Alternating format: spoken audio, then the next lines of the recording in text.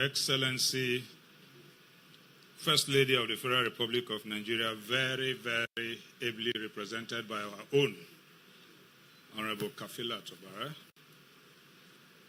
Speaker of the House of Representatives, Dr. Tajudeen Abbas, very well too represented by our own leader, the leader of the House, Professor Julius. Let me adopt as mine the copious and elaborate protocol that our sister Eugenia has established. So let me just say good morning and welcome. I'm supposed to anchor this section with our brother, Dr. Clement Wankwo. I'm sure you're here. Both of us are given this assignment and we are doing it jointly. Before I go into this remark, I will, as usual, take us on a little and short excursion to my experience. One of my trips back home to Port Harcourt, while on board the flight, everybody, almost everybody in that plane, were attacking the National Assembly, one way or the other. Not complimentary remarks. Very, very uncomplimentary remarks. So much so that if I had the opportunity, I would have disembarked that flight. I just sat quietly. We continued. And we were being referred to as members of House of Representatives, that they are the problem with this country. They have run the place aground and all that. When the plane landed and I was leaving the flight, somebody now greeted me, one of perhaps my constituents who recognized me. Honorable, I completely ignored him. I pretended as if he was not talking to me. So when we came out and he met me, Honorable, I was greeting you. I then asked him, I said, don't you know my name? Is my name Honorable? I was avoiding the repercussion. Just to say that this is the most unsung arm of government. When we come in, nobody bothers about welfare of this arm. People keep talking about the House of the National Assembly being the highest paid parliament in the whole world. People also protest. Immediately you talk about utility vehicle for members. Nobody bothers to know where you live. As a parliamentarian, you are sent from your constituency to Abuja.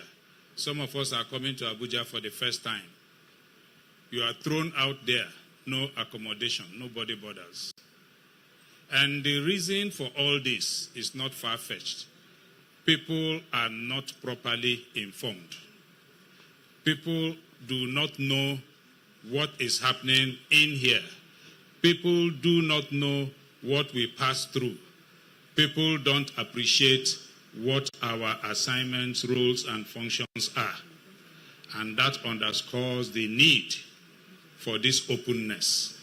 And that's why the 10th Assembly decided that we need to open up the National Assembly a little bit more to those who elected us so that they will understand better. And then we can sleep with our two eyes closed. So we are very happy that you are here with us. And we pray that as we leave this hall, next time when I fly, I will not be besieged with that kind of sin. Having said so, let me say that it gives me very great honor and pleasure to welcome you to this important gathering, the House of Representatives Open Week, which marks the second anniversary of the 10th House of Representatives. This moment is not just ceremonial. This moment is deeply symbolic. It satisfies a milestone in our diplomatic journey.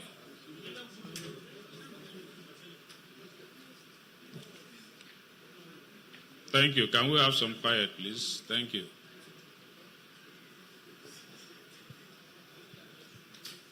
The moment is deeply symbolic.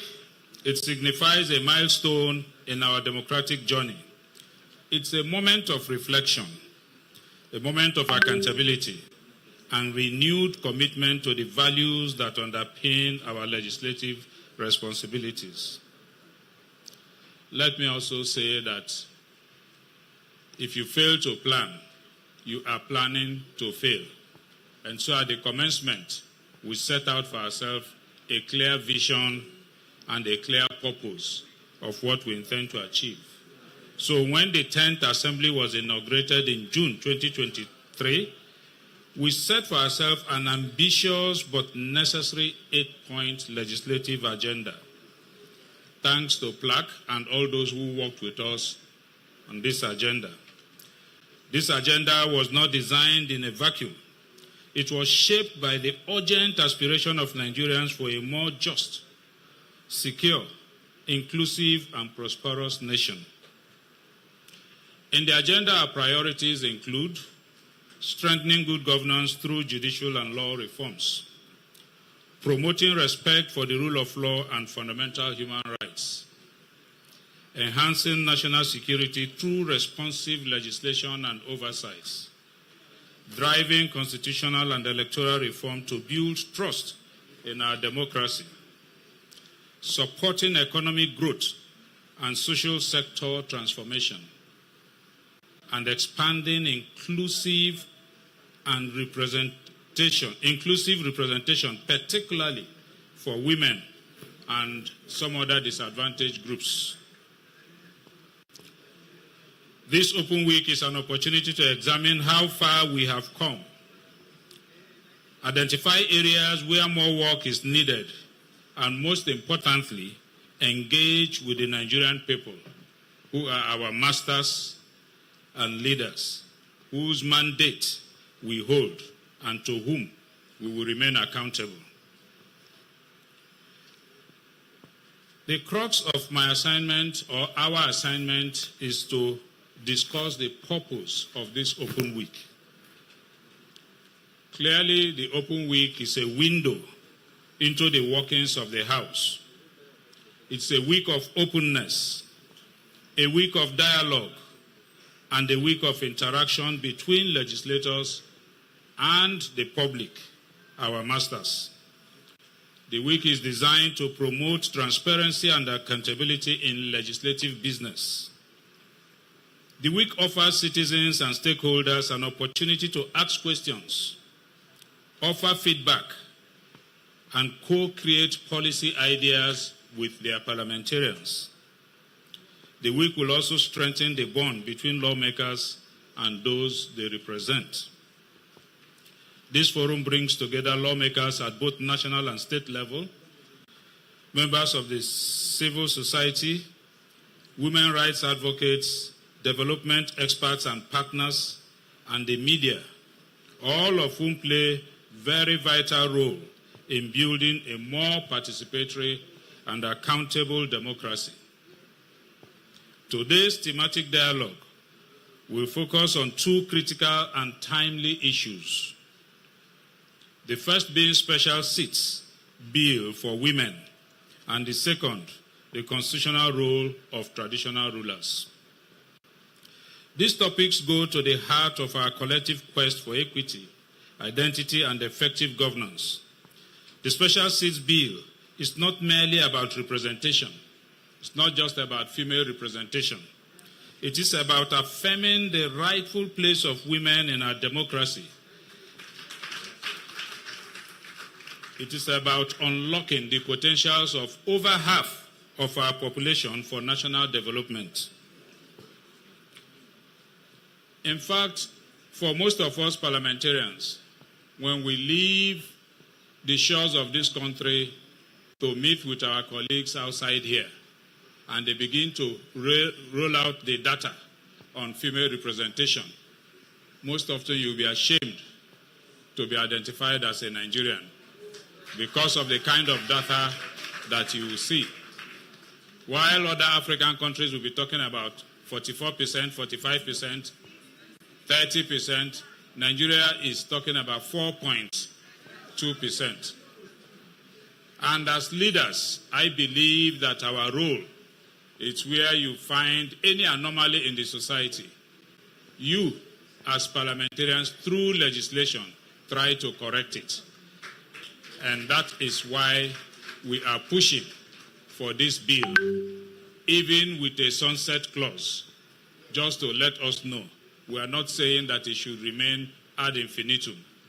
At a particular time, when the gap is covered, this bill will die naturally. That is the essence of adding a sunset clause. As you would hear in the course of the dialogue, the bill does not seek to displace men in parliament or limit the opportunities of men to run for offices. It only seeks to provide women with more opportunities to not just run for office, but also bring women-specific issues to the floor for legislative action. Equally, the discourse on the constitutional role of traditional rulers is an invitation to reflect on how we honor our history while evolving our federal structure to meet present realities. Our royal institutions embody the cultural wisdom. It embodies the moral authority and the local legitimacy that must be constructively integrated into national governance.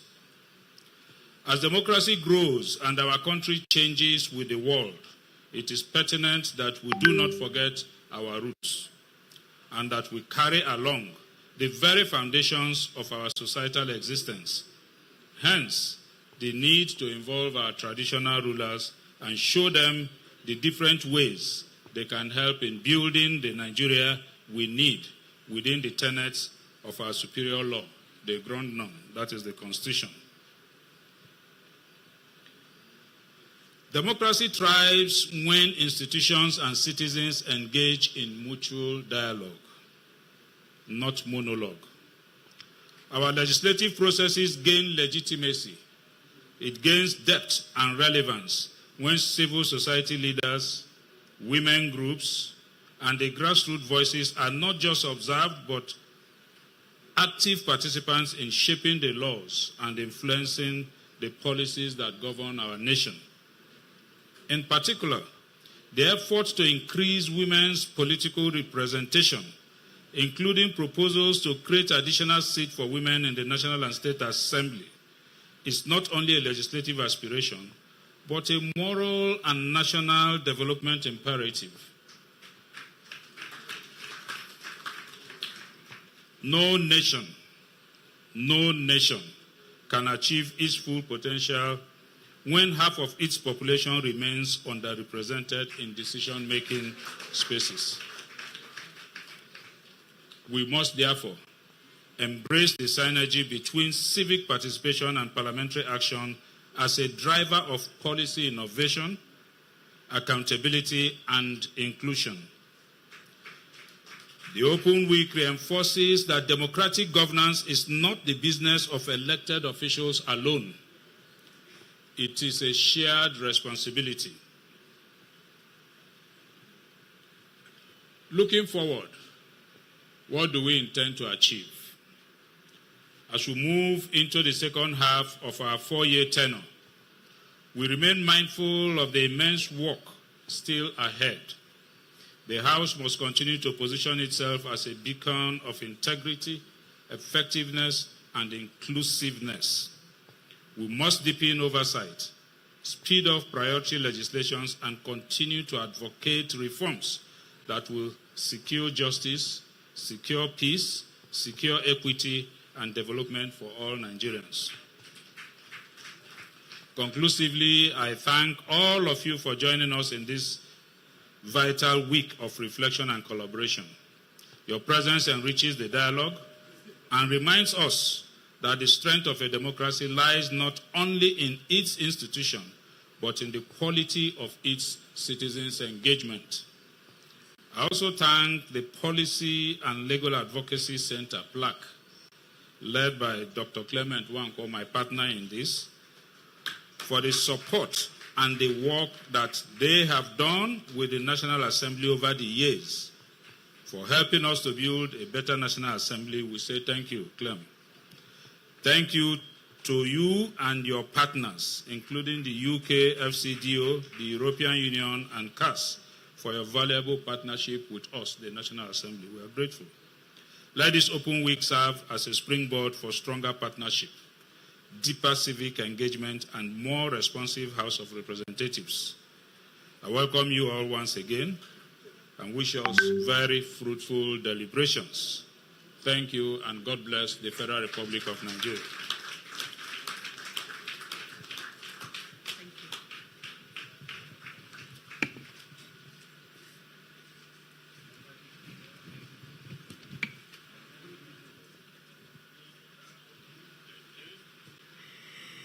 Isn't it wonderful that in dealing with the matters at hand,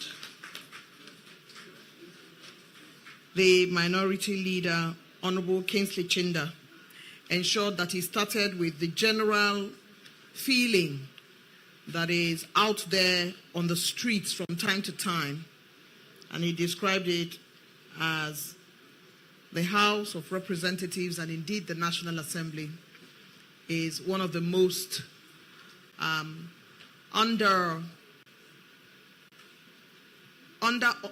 most misunderstood and perhaps most maligned. And so it should not be, because if you pay attention to the work that has been going on in the current House of Representatives under the leadership, you would see many innovative strategies that affect human beings and real lives.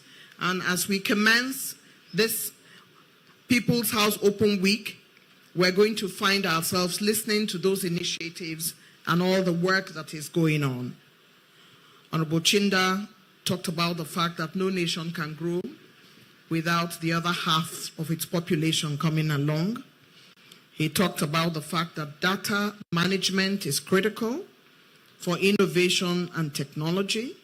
He says the House of Representatives work is shared responsibility, and therefore they are advancing reforms to secure justice, peace, and development. It's time now to give another round of applause to Honorable Kingsley Chinda, Minority Leader. We thank you, sir, for your intervention that has set the tone for the work that is going to take place here today. Your Excellency, the representative of the First Lady of the Federal Republic of Nigeria, Excellencies, and Right Honorable members here, Your Excellency, our Chief Host, the Right Honorable Speaker, represented, of course, by the Majority Leader today, Right Honorable Professor Ihonvere.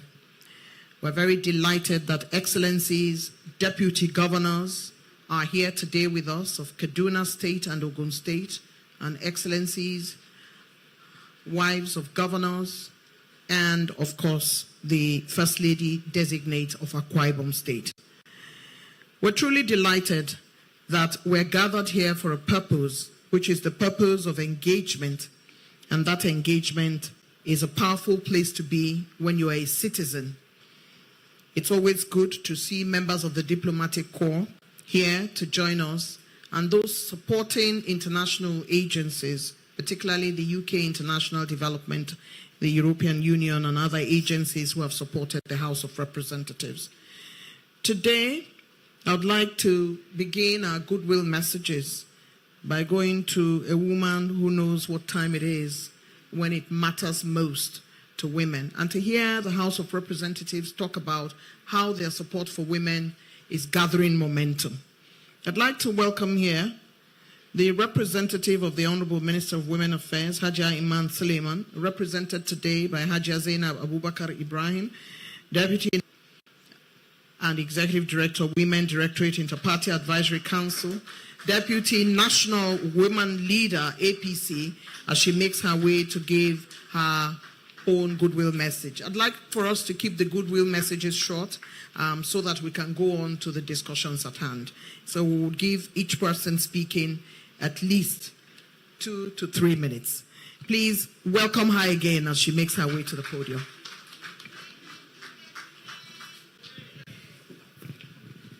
Great Great Nigerian women. That's loud. That's not loud enough. Great Nigerian women.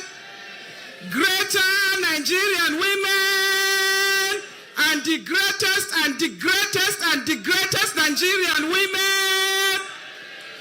Great Nigerian men. Great Nigerian men. Thank you very much. Distinguished ladies and gentlemen, permit me to stand on the protocols already established by our dear sister, the MC. But I would like to recognize the presence of our dear mother, the First Lady of the Federal Republic of Nigeria, ably represented by our dear sister, Honorable Kafilat, who is our leader in the House of Representatives, who is chairing the Women's Affairs Committee in the House of Representatives. We also have our trailblazers, the two deputy governors here present, the deputy governor of Kaduna and the deputy governor of Ogun. Thank you very much for coming. And our House leader and the leadership of the House of Representatives and all the members, distinguished sisters, ladies, and gentlemen. I am here on behalf of the Honorable Minister of Women Affairs, Hajiya Honorable Imaan Sulaiman, to read her remarks. She is unavoidably absent, but she is here with us in spirit because her agenda is women, women, and women. Thank you very much. And I read her speech. Remarks by the Honorable Minister of Women Affairs, Imaan Sulaiman-Ibrahim, FSI, at the first Interact Dialogue session on the special seat bills for women on the 9th July 2025. I begin by expressing my deep appreciation to the Speaker of the House of Representatives, Right Honorable Tajudeen Abbas, for his steadfast leadership in upholding the vibrancy of the National Assembly and for going a step further to place the issue of special seats for women firmly on the national agenda. This bold inclusion signals a new era of inclusive lawmaking where equity and justice are not sidelined but championed. I particularly commend the Deputy Speaker, Right Honorable Benjamin Kalu, for his undoubting commitment and consistent advocacy in pushing the special seats bill for women. His leadership has been instrumental in mobilizing critical support for the cause, and we acknowledge his courage and partnership. A round of applause for the Deputy Speaker, please. To the leadership of the House and the Senate, I extend our gratitude for recognizing the urgency of this matter. I also wish to specifically appreciate the chairpersons of the Committees on Women Affairs, Senator Ireti Kingibe in the Senate, and Honorable Kafilat Ogbara in the House of Representatives, and the Chair of the Women in Parliament, Honorable Talba, for their tireless work and unwavering dedication to the advancement of women's rights and political representation. Let me also salute the President of the Federal Republic of Nigeria, our father, His Excellency Asiwaju Bola Ahmed Tinubu, GCFR, and our First Lady, our dear mother, Senator Oluremi Tinubu, CON, for charting a bold and inclusive pathway for Nigerian women, children, and families through the Renewed Hope agenda. Their vision and leadership are laying the foundation for sustainable gender equity across the spheres. Distinguished guests, as we gather here today, the statistics compel urgent reflection. In our current 10th National Assembly, there are only 4 women in the Senate and 17 in the House of Representatives. Just 21 women out of 469 legislators, representing a mere 4.5% of the total membership. At the state level, distinguished ladies and gentlemen, only 48 were elected into the Houses of Assembly in 2023, out of over 1,000 female candidates. That is just 4.7% representation across all 36 states. Distinguished ladies and gentlemen, even more alarming is that 15 out of 36 states of Nigeria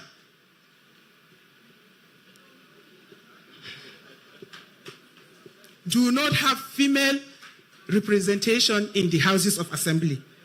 These states are Abia, Bauchi, Borno, Gombe, Imo, Jigawa, Kano, Katsina, Kebbi, Niger, Osun, Rivers, Sokoto, Yobe, Zamfara.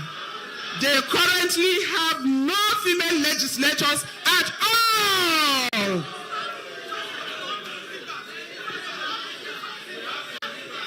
Okay, there's an omission. We have in Rivers. How many? Okay, we have in Niger. Okay. Thank you. Thank you. Thank you. Let's continue. We'll take note of those. A round of applause for every state that has a female representing them. A round of applause for every house of assembly that has at least one woman representation.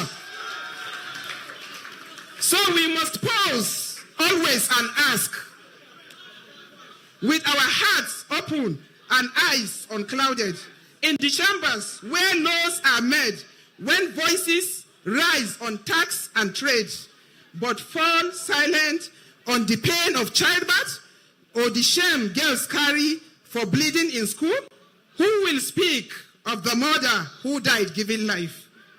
Who will defend the girl first to grow up too soon, or the boy first to become a gangster, as who will carry the weight of the widows, the hopes of daughters, the cries of the forgotten? When no woman sits at that table, their stories remain untold, their needs unmet, their futures uncertain. If not women, who? If not now, when will justice finally come? The special seat bill is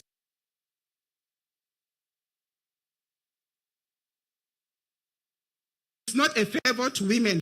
It is a national necessity. It is a constitutional corrective long overdue to ensure democracy works for all citizens. It is about justice, representation, and the sustainable development of our dear country, Nigeria.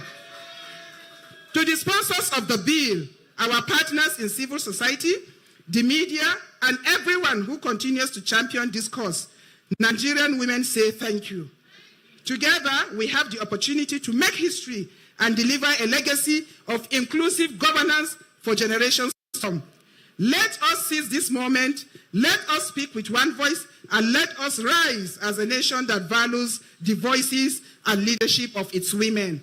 And when history looks back on this moment, let it be said that Nigeria chose wisdom over exclusion, that we opened the doors to 100 million dreams while planting equity in the heart of democracy. The special seat bill will not just empower women, it will strengthen homes, inform policies, nurture peace, and ignite the full genius of a country. This is not a woman's fight, no. It is the Nigeria's opportunity. Let us not lose it. Long life the Nigerian women, great Nigerian women. Long life the 10th National Assembly, great Nigerian men. God bless the Federal Republic of Nigeria. Mr. Speaker, it means that in those houses of assembly that don't have a single female representation, men are the heads of the committees on women. Can they speak for women? Can they represent us well? Experience is the best talker. We should be given the opportunity to represent ourselves, speak for ourselves, formulate policies for ourselves, and also support our men. Thank you very much.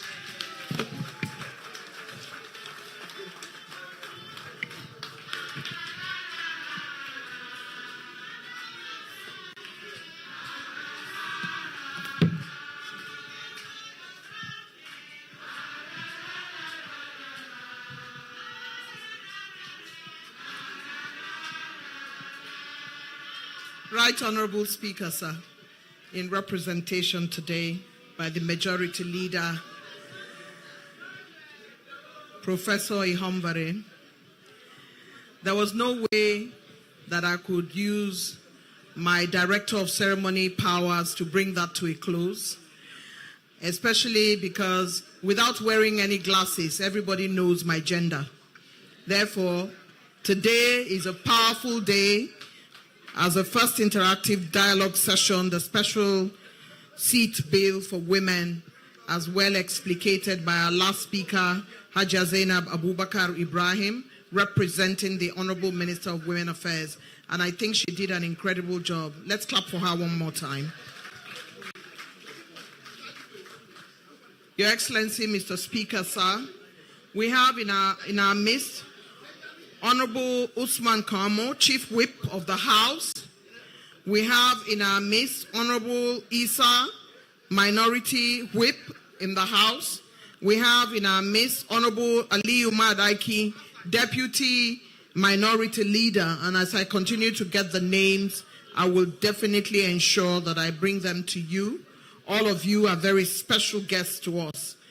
Your Excellency, Mr. Speaker, sir, we had received in our midst earlier today a group of young people, and it's important that they are in your midst today.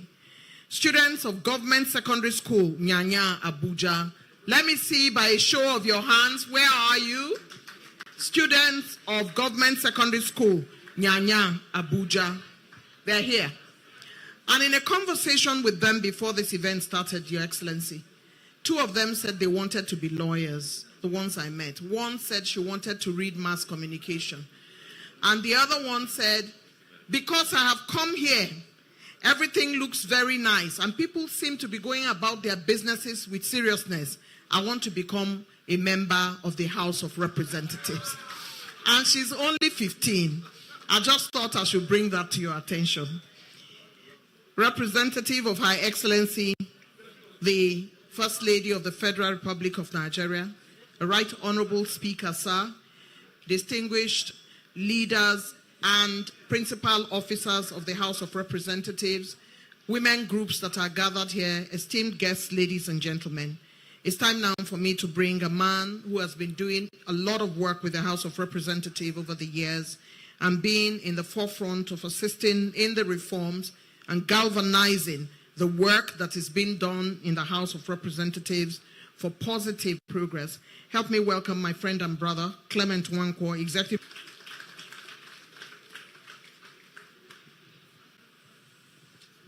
Should I hold it too?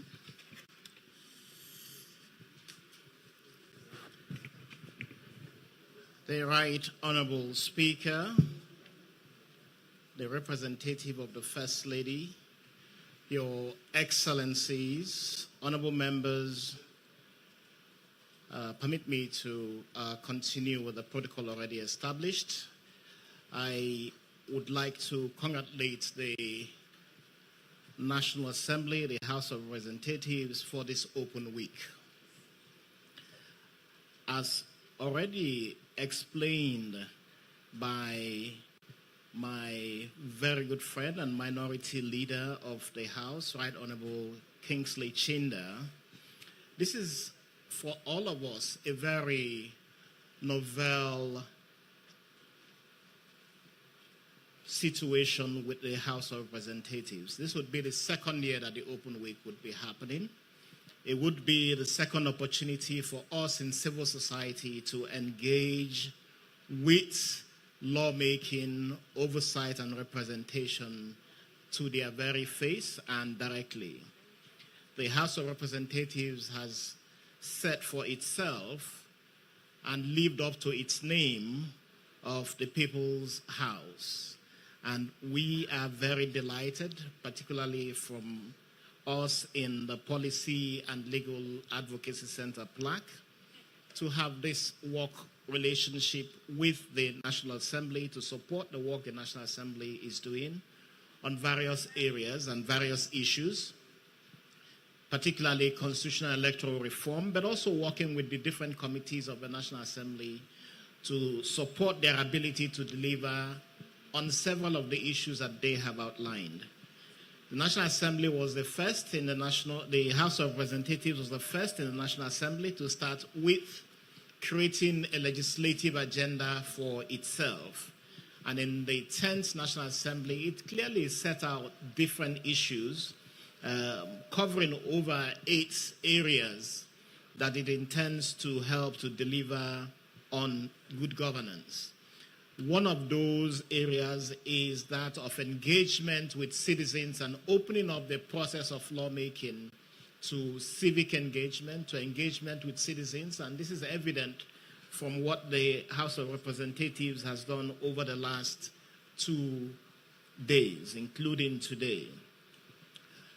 The House of Representatives has also very strongly stated its commitment to the passage of the Special Seats Bill.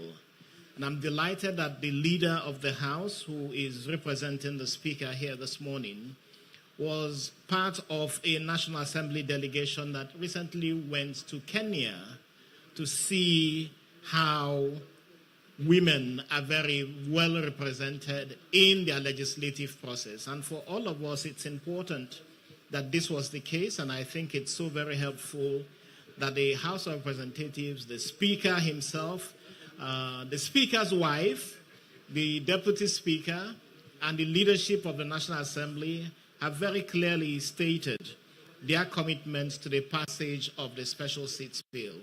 And anyone who has read the Special Seats Bill will clearly understand that it does not take to dilute, it doesn't seek to take any seat away from anybody.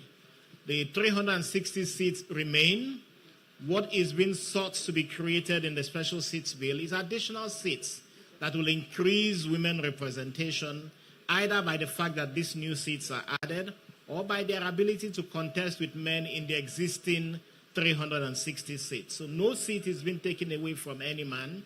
It's really that, as the Minority Leader, Right Honorable Kingsley Chinda, mentioned, it is, of course, very embarrassing to go to meetings internationally where Nigeria's votes are reduced simply because there are not enough women in those meetings. Or Nigeria is actually disrespected because of the low level of women representation. And when the representative of the Minister of Women Affairs talked about equity in our democracy, it means really that we must make our democracy equitable.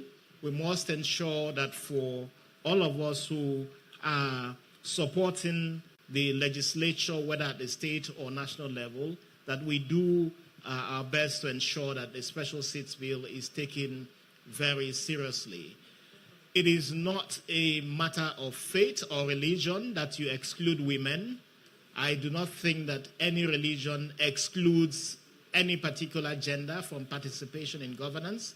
I do not think that you can find support in religion to carry out inequitable practices, which is where we are today is.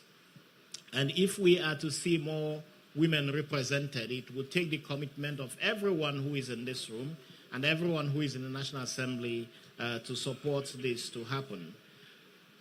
So on behalf of the Policy and Legal Advocacy Center, I want to say that we are working very strongly with all of our partners, and I'm happy that the Minister of Women Affairs has shown very great support, very good lead on this subject.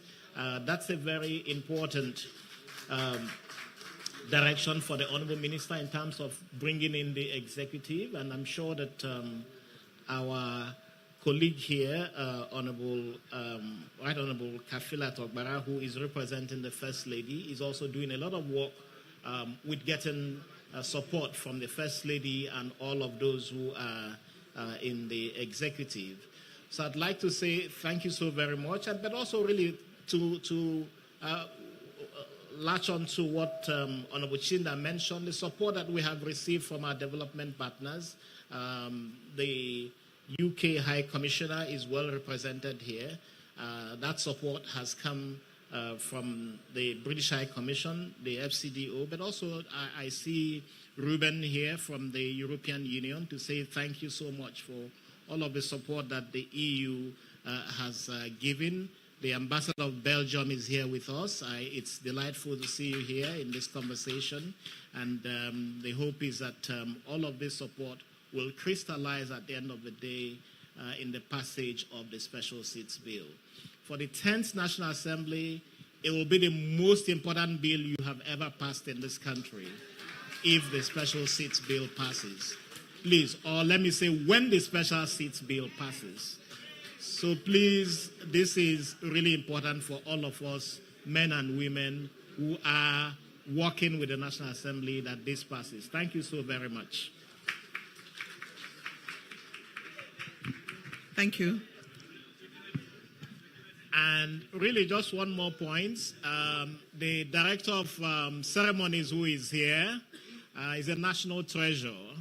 And I say that because for anyone who knows Eugenia Abu, you would know that she has distinguished herself not as a woman, but as one of the best broadcasters this country has ever had.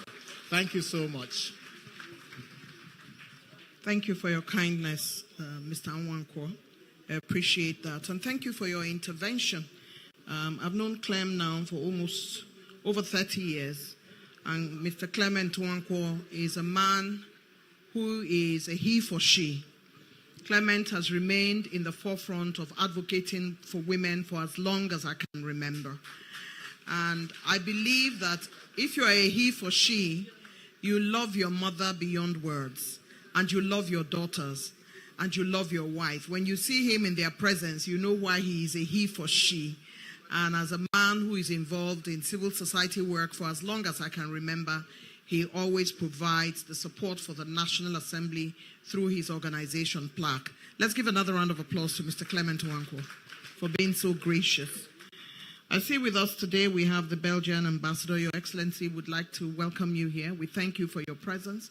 Not only are you here today, but you wear a tie that signifies end violence against women.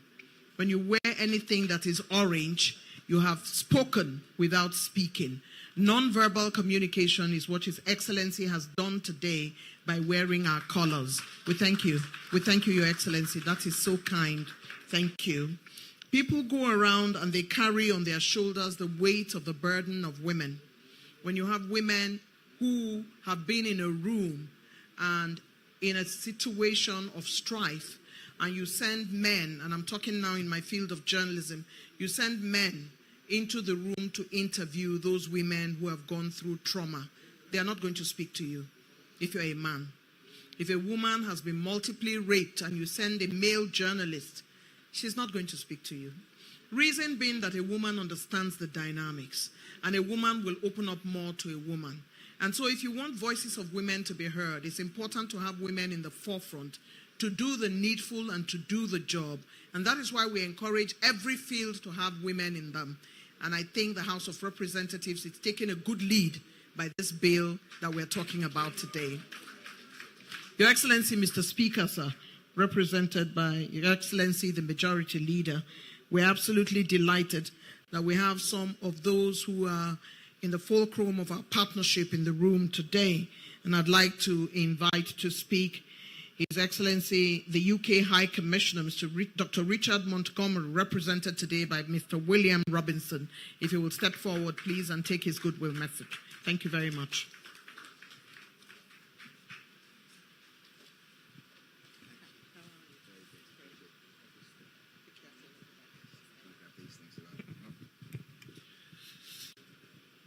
Your Excellency, the Right Honourable Speaker of the House of Representatives, other presiding officers of the House and distinguished members of the National Assembly, esteemed guests, colleagues and friends.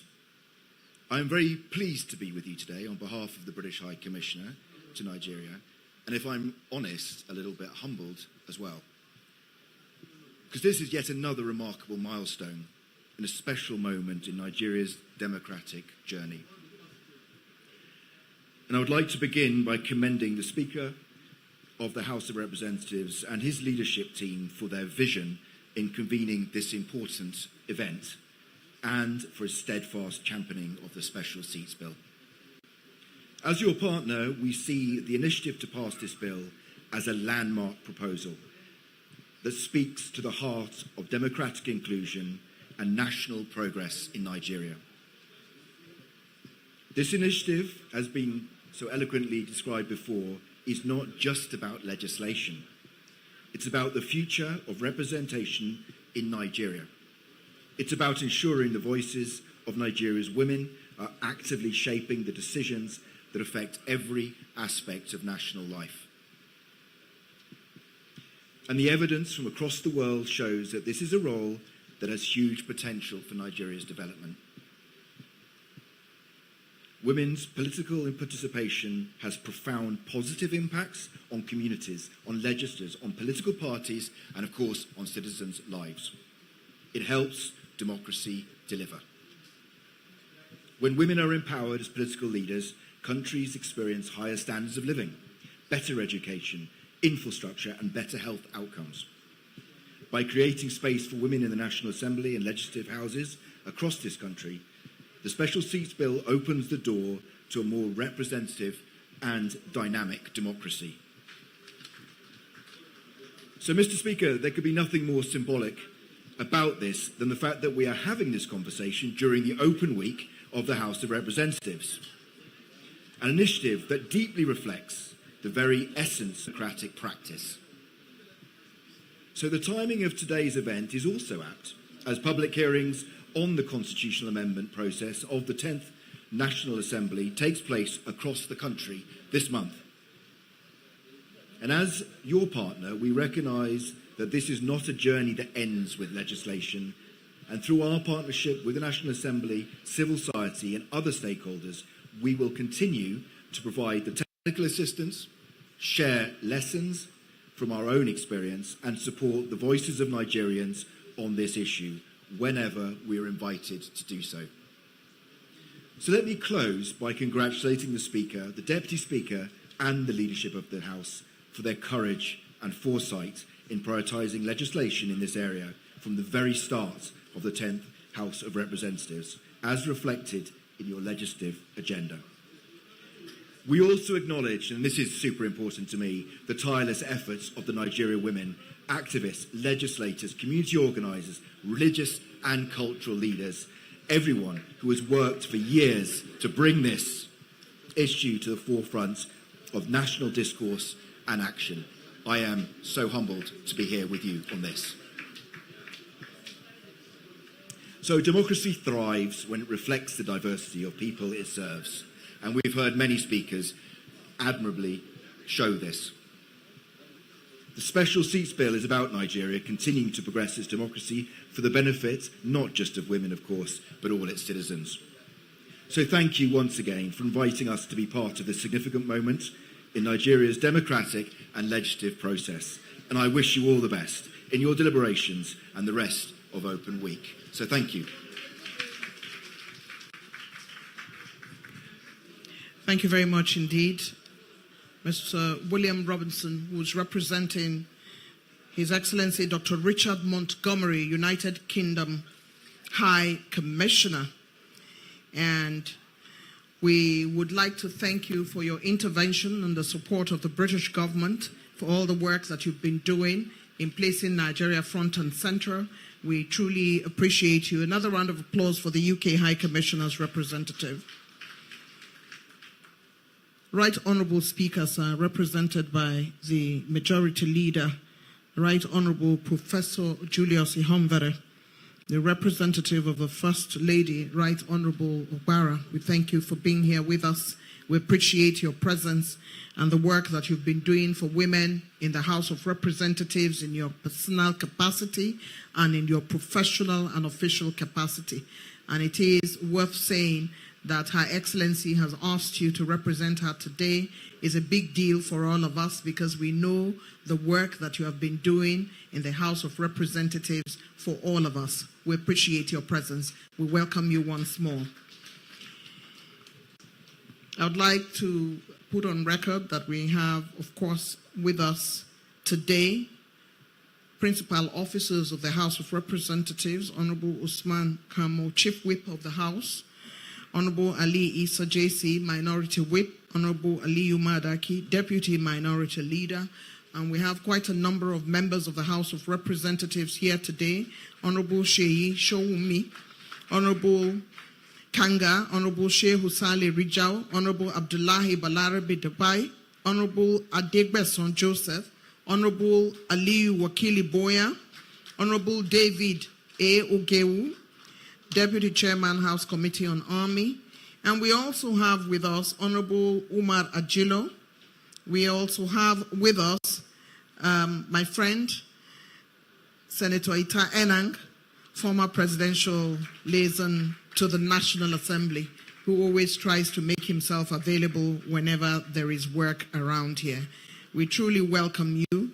And we welcome, of course, the Deputy Speaker of the Kogi State House of Assembly. We welcome her most sincerely. And all other members of the Houses of Assembly across the country in their numbers. They are wearing the same sash that the representative of a British High Commissioner is wearing over his neck. So we have that sash across board. I can see all of you. We welcome you and we thank you for your presence. We have Honorable Mrs. Amina Darasimi, PDP National Woman Leader. She's here and she's president of the Forum of National Women Leaders of Political Parties. We have Dr. Helen Taiwo, who is here as well. She's president, Southern Women Empowerment Forum. The women have arrived in this space today because it's their day. So we sincerely welcome all of them.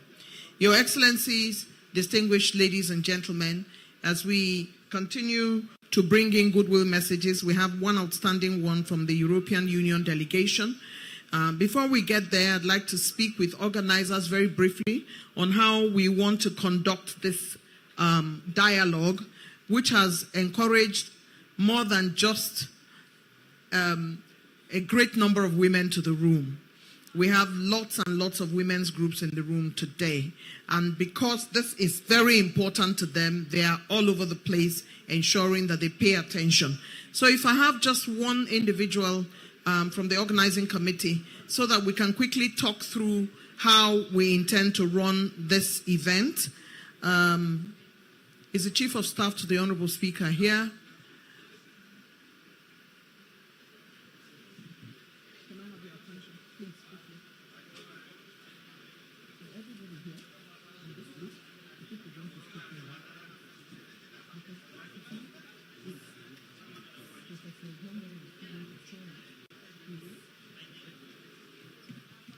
Let me begin proceedings by getting straight up to the first interactive dialogue session, the Special Seats Bill for Women. And we want to thank the House of Representatives for making this such an important portion of our conversation. Forgive me, I need to confer for a few minutes.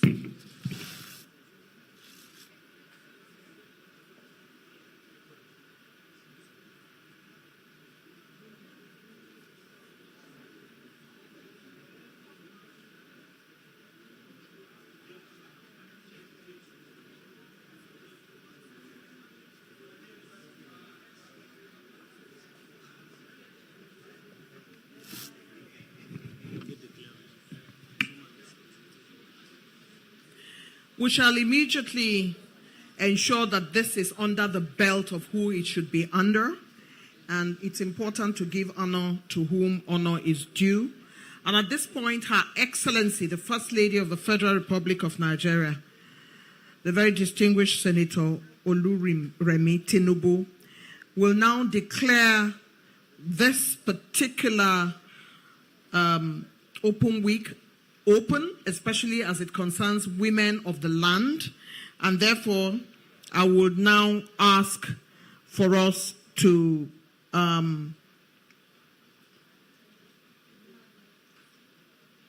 Your Excellency, I'd like to crave your indulgence so that you speak last to declare it open, so that nobody speaks after you for this opening ceremony. I would therefore like to crave your indulgence for a few minutes while I invite the EU representative to make his intervention before you speak. Let's now invite Ruben, the head International Cooperation EU, to speak on behalf of the European Union delegation. Please come forward to deliver this. See here. Can you clear the pathway for Ruben to make his way? Thank you very much. Ruben is making his way. It's a long walk. Please encourage him as he comes. Thank you very much. Let's clap. The EU has been working very hard on the various legislative processes and other processes in Nigeria providing support. Thank you, Ruben.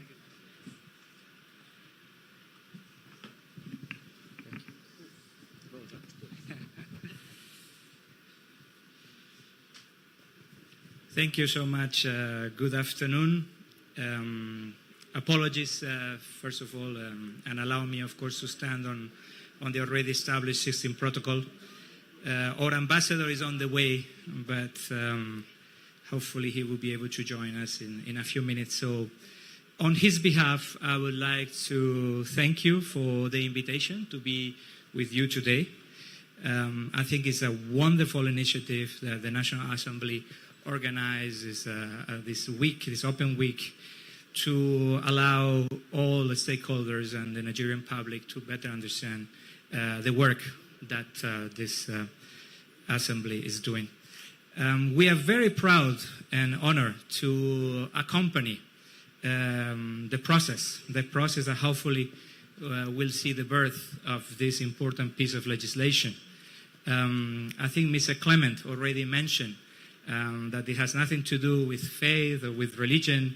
It's all about giving a voice and allow women, Nigerian women, to fully participate in the democratic process of Nigeria. And this is something that we would like Nigeria to be a champion. Many people are looking at Nigeria in Africa and beyond to lead in this process, and others have done it.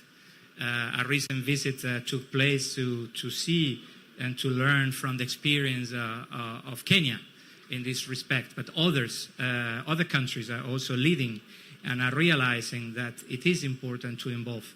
I am very much impressed by the passionate voices of Nigerian women gathering here with us today. I think the atmosphere is electrifying, and I think it shows the vibrant voices and the capacity of Nigerian women to lead and to fully participate in this process. So we as European Union, together with other partners in the international community, are very proud to partner with the Nigerian civil society, with the House of Representatives, with the Senate and others, to see whether we can find a compromise, a solution that will allow more women to sit in both chambers, but also at state level.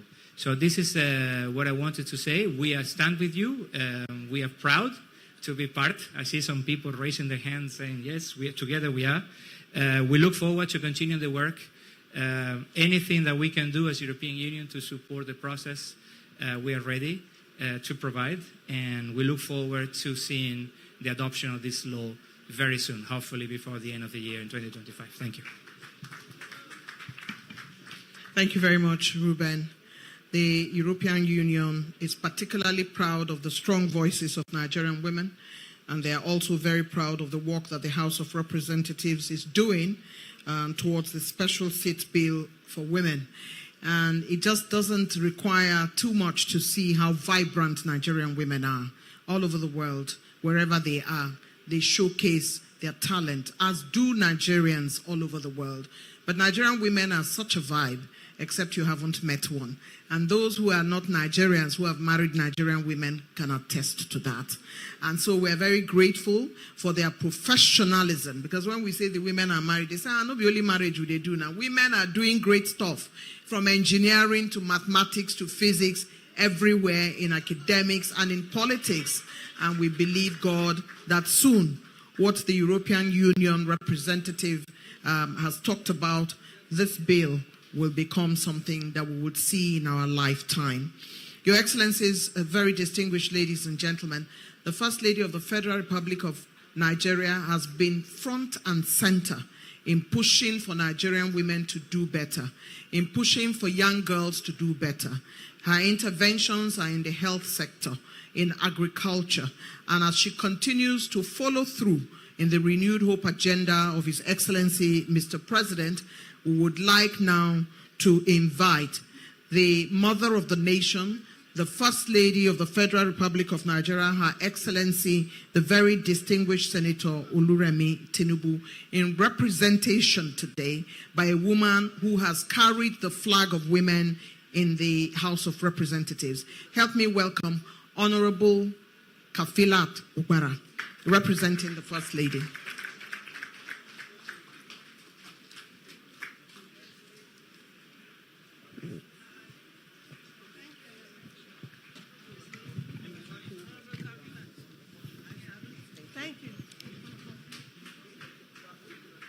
Thank you very much. You can sit down.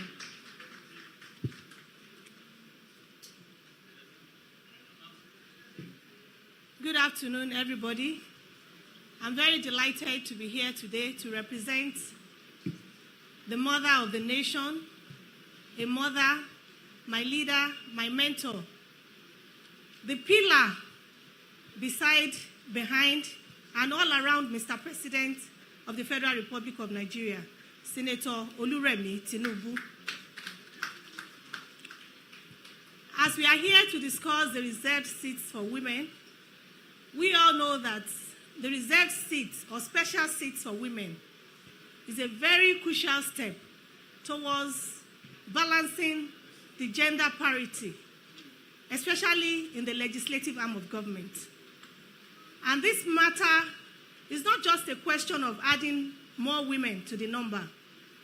It's a matter of ensuring that the voices, the perspectives, the views, the ideology, the position, and of course the interest of this percentage of women who constitute about half of the population of this nation are embedded in the policy making of this country.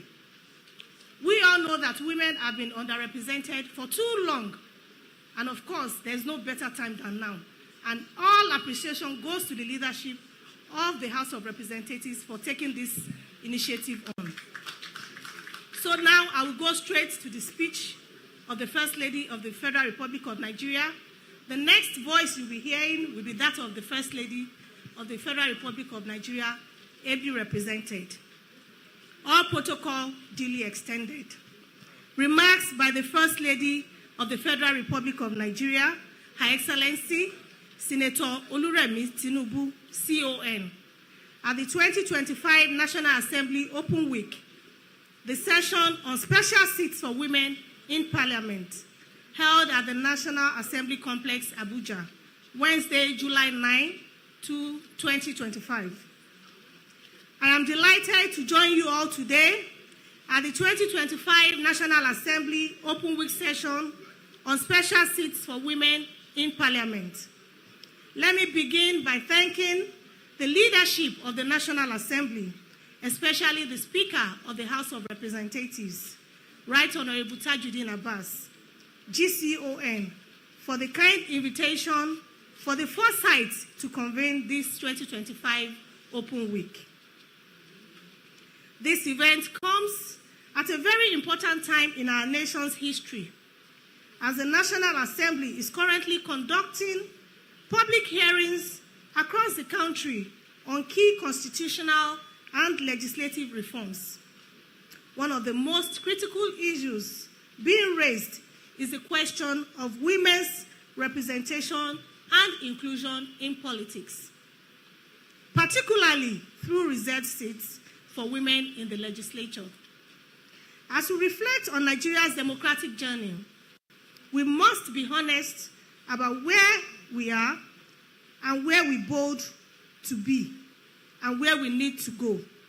The truth is that women remain significantly underrepresented in all levels of governance, despite making up nearly half of the population.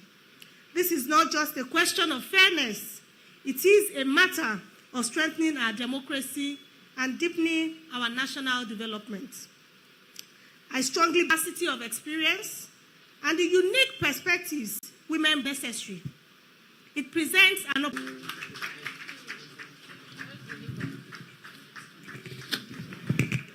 Thank you very much indeed. Very Well done to you, Honorable Kafilat Ogbara, representing the First Lady of the Federal Republic of Nigeria, whose voice you heard in that speech that says, I will continue to encourage women empowerment. Let's give a round of applause to the mother of the nation. She has done truly well. We also want to thank and greet the leadership of the National Library Trust Fund, who have provided us such an elegant venue for this open week. It's always good also to see the former Minister of State Foreign Affairs, who is also a member of the House. In her lifetime, she's been a legislator and a member of the executive. Would like to welcome you, ma'am. Thank you very much for being here with us. Please give her a round of applause. She has done so much for women. Welcome. Welcome. It's always good to see you, ma'am. I would like to ask if Honorable Akinrotimi is doing the vote of thanks now, the spokesperson for the House of Representatives, or at the end of the day. This would be at the end. Let me use the opportunity to say that now that the session has been declared by Her Excellency the First Lady, I would quickly run a rush of recognitions real quick. I see Honorable Auta. I see her sitting here, doing great work for women. And wherever she goes, she insists that you must have a ramp because people who are challenged need a ramp to get where they are going. And this woman has gone everywhere, irrespective of her sitting in this chair and doing great work for women. Honorable Auta, it's good to see you, always doing a great job. May I at this point welcome the Honorable Afiniki Eunice Dauda, Deputy Speaker, Niger State House of Assembly. Right Honorable Comfort Mwochala, Deputy Speaker, Kogi State House of Assembly. And we welcome her. Honorable Hassan Shehu Hussein, Honorable Hassan Bala Abubakar III, Honorable Abdul Malik Danga, Honorable Ahmed Jaha, Chair, Insurance Committee and Member, Reps Chibok, Dambwa, Goza, Honorable Prince Akim Adeyemi, Chairman, House Committee on Southwest Development Commission, Honorable Fatima Talba, House Committee Chair, Women in Parliament, Husseini Mohammed Jalgo, Chairman, House Committee on Pensions, Honorable Barrister Blessing Amadi, Deputy Chair, Women in Parliament, Chairman, Mauritius Friendship Committee. We have the Executive Secretary, National Assembly Library and Resource Center, Honorable Henry Mwauba, and Honorable Mari Ebikari, Chairperson, Nigeria-India Friendship Group. Right Honorable Bolaji Olagbaju, Deputy Speaker, Ekiti State. Right Honorable Lami Nladi, Deputy Speaker, Benue State. Vice Chairman, Deputy Speakers Forum of Nigeria, Mr. Zephaniah Aura, UN Women, EU Ambassador, Ambassador Gildia Mino, who has arrived already, Honorable Sulaiman-Ibrahim Awiyo, Jigawa Bashir, Director General, CEO, Mariam Babangida National Center for Women, Ambalowe, Chairman Committee on Nigeria.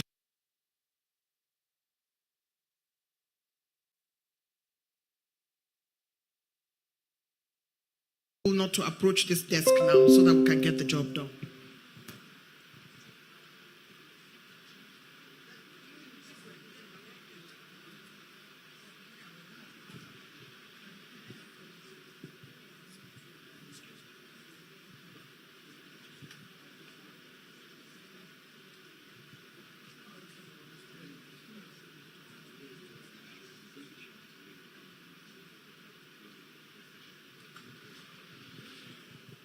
Her Excellency, the First Lady's representative, would now, having declared the session open, will take her leave. But before she leaves, would like to take the vote of thanks to secure the closure of the opening session, which the session for the discussion has been declared open by the First Lady.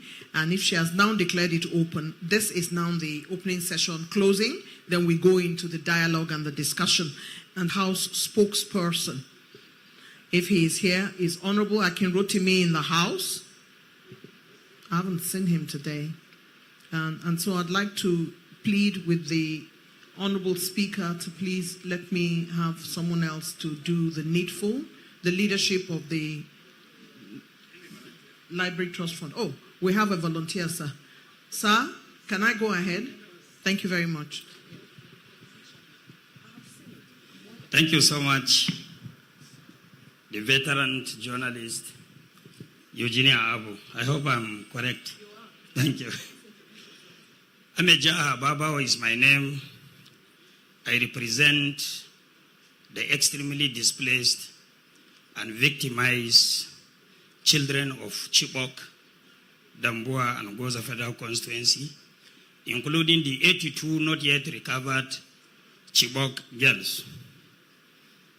My job today is to rescue my junior colleague, who is the House spokesperson in person of Honorable Aki Rotimi, one of the communicative communicators we have ever seen in the corridors of National Assembly. My leader, who is reliably representing the Speaker, as well as distinguished Senator, the First Lady of the Federal Republic of Nigeria, being represented here by my sister, my immediate sitting partner in person of Honorable Kafilat from Lagos, distinguished members of the press, distinguished ladies and gentlemen. I am highly elated to be with the microphone to do the job of a vote of thanks, but before doing that, I would like to register my appreciation for the turnout in support of our women in Nigeria. I know how important a woman is, particularly in my constituency, because I took over from a woman, and I know how I begged her to leave the seat for me to come back the second time. That is Honorable Dr. Asabe Velita Bashir,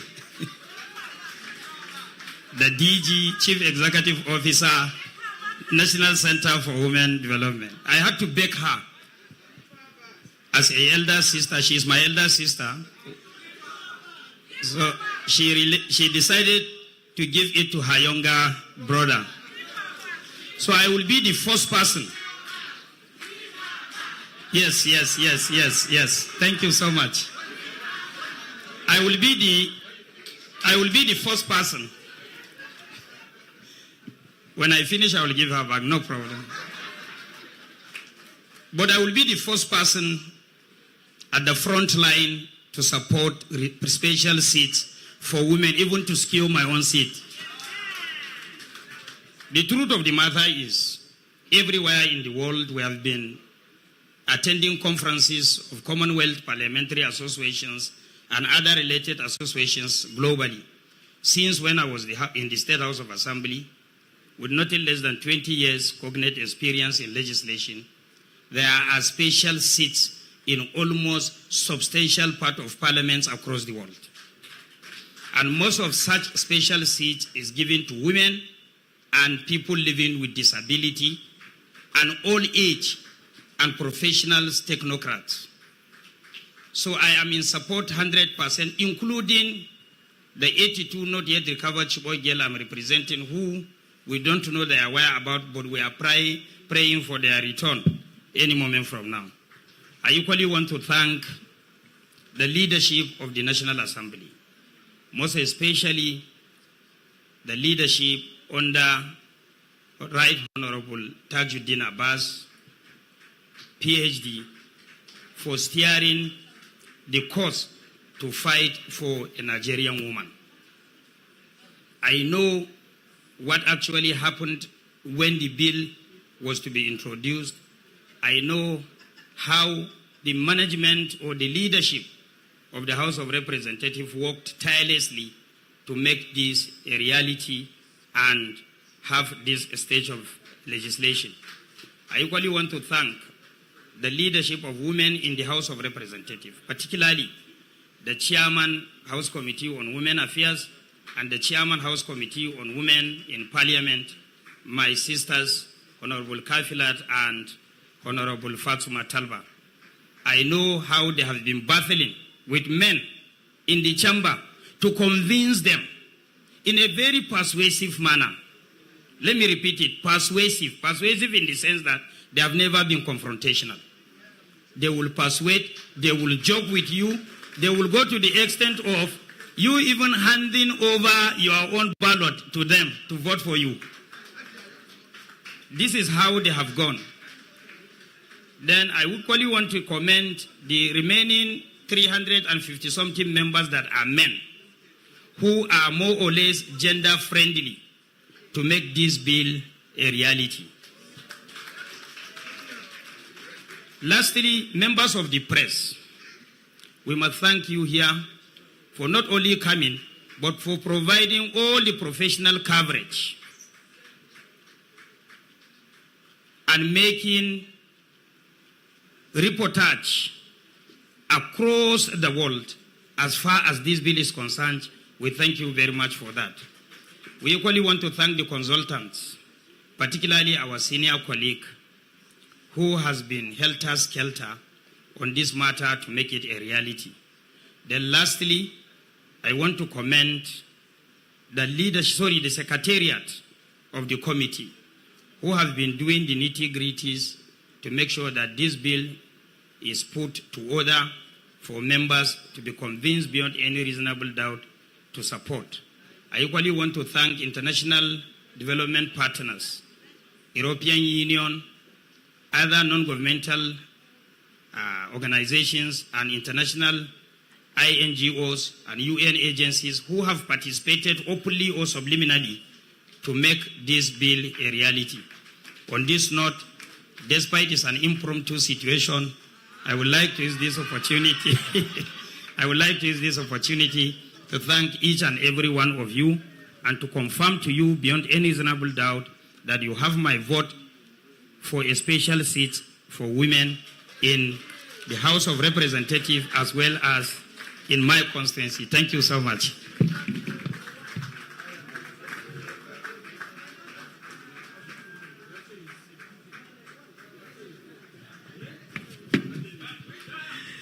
When somebody speaks like this and it's extempo, it means that he doesn't need to go to the Eugenia Abu Media Public Speaking School.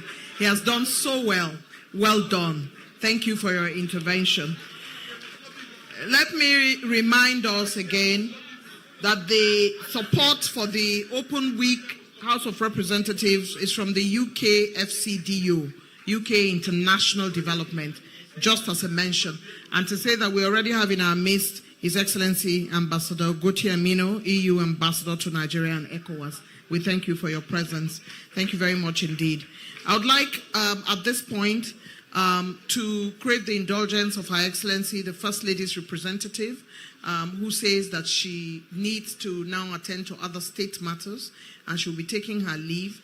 This would not interrupt us in any way, and having worked with Her Excellency, the First Lady, I know that she would say, do not close the event on my account so that it keeps going. So she would leave and would have very few escorts who will take her out the door, and then we will continue the proceedings. Your Excellency's representative, we so thank you very much for being here with us, and I'd like to call on organizers for one or two persons to please give her an escort by the door. Thank you very much. Protocol, please escort Her Excellency, the First Lady's representative for us. Thank you very much indeed. Your Excellency, Mr. Speaker, represented by the Majority Leader, Your Excellencies, the Deputy Governors of Kaduna and Deputy Governor of Ogun State, Excellencies, distinguished ladies and gentlemen here present, we will now begin the session as it has been put before you in your program.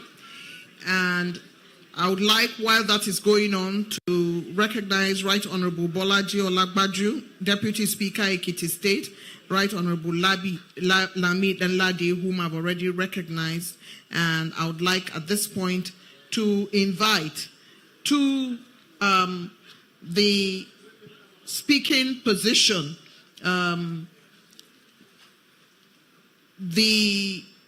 we have Honorable Chimabi Sam, member representing Enugu North Enugu State. At this moment, I would like to quickly invite those who are going to be discussing this issue. They say it's when the day breaks that you are awake. Indeed, when your day breaks is when your time has come. And so this bill's discussion will be carried out by our chairman for this discussion is, of course, the Right Honorable Speaker, represented by the Majority Leader. And our panel, we have Right Honorable Benjamin Okezie Kalu, Mr. Speaker, who will take his place. Right Honorable Benjamin Okezie Kalu, the Right Honorable Majority Leader, will now step up to take his place. Mr. Leader, we thank you. You're not going to encourage leader. This is a very powerful discussion we're going to have now. Honorable Fatima Talba, Chairman Committee on Women in Parliament. Hajiya Zainab, representing the Honorable Minister of Women Affairs. Please make your way. And our discussants are on the floor. The organizers haven't told me who is moderating. Do you have a moderator? Thank you, sir. We appreciate you. Media, can you help us with the microphone so we are in the right place at this time? Your Excellency, sir, do you want anybody to represent Chairman Committee on Women Affairs? She's not here anymore. Does she have a deputy in the House? Okay, so I should ask, where is Honorable Blessing? She's not here. Can I call the Honorable Minister of Women Affairs, who is your member? She's here. Please, ma'am, I would like you to join this panel. You've done a lot of work for women, and you should know. Yeah, she was in Foreign Affairs, and she was also in the House. Please give her a round of applause as she makes her way to the podium. And of course, you can also join the panel, as it were. Thank you.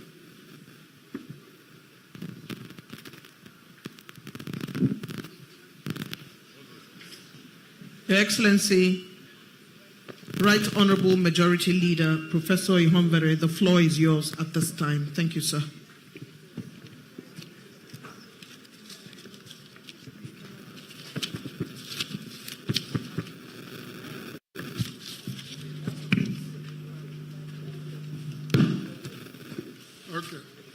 Is this thing working really?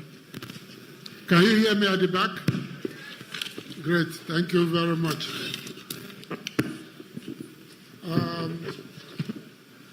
The Speaker is unable to join us immediately because of other urgent matters. Honorable Kalu is in the air trying to get to Nigeria, and I'm sure he will join us before the end of the day. However, they both have asked me to stand in for them. I'm sure we won't need that mobile.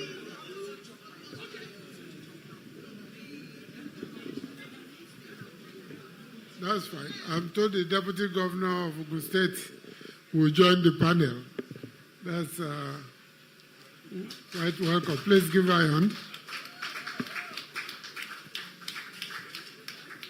I will make some very excellency. And we have enough women here that are very capable, to handle this topic. The first point I want us to take note of is that ordinarily, when you are reviewing a constitution, can you hear me at the back? Thank you.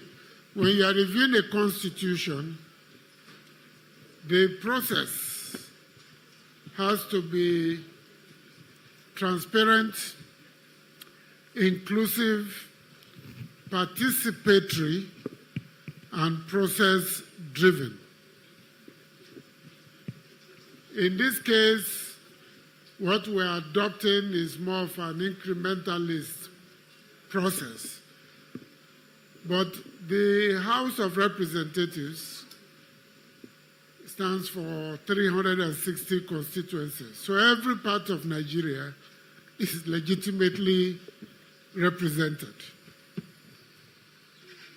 But at the moment, what we are doing, in some sense, is looking at it from above. We have one more seat. Woman leader, PDP. Is she in the hall? Please join us.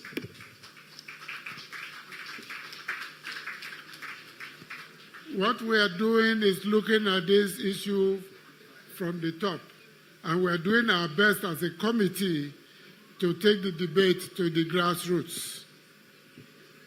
Beginning next week or so, the Committee on Constitutional Review from the House of Representatives will be all over the country trying to get inputs on critical issues and topics from Nigerians. I can only want to urge Nigerian women to be present at these consultations. If you are not there in your numbers and you do not speak out and make your arguments the way they've been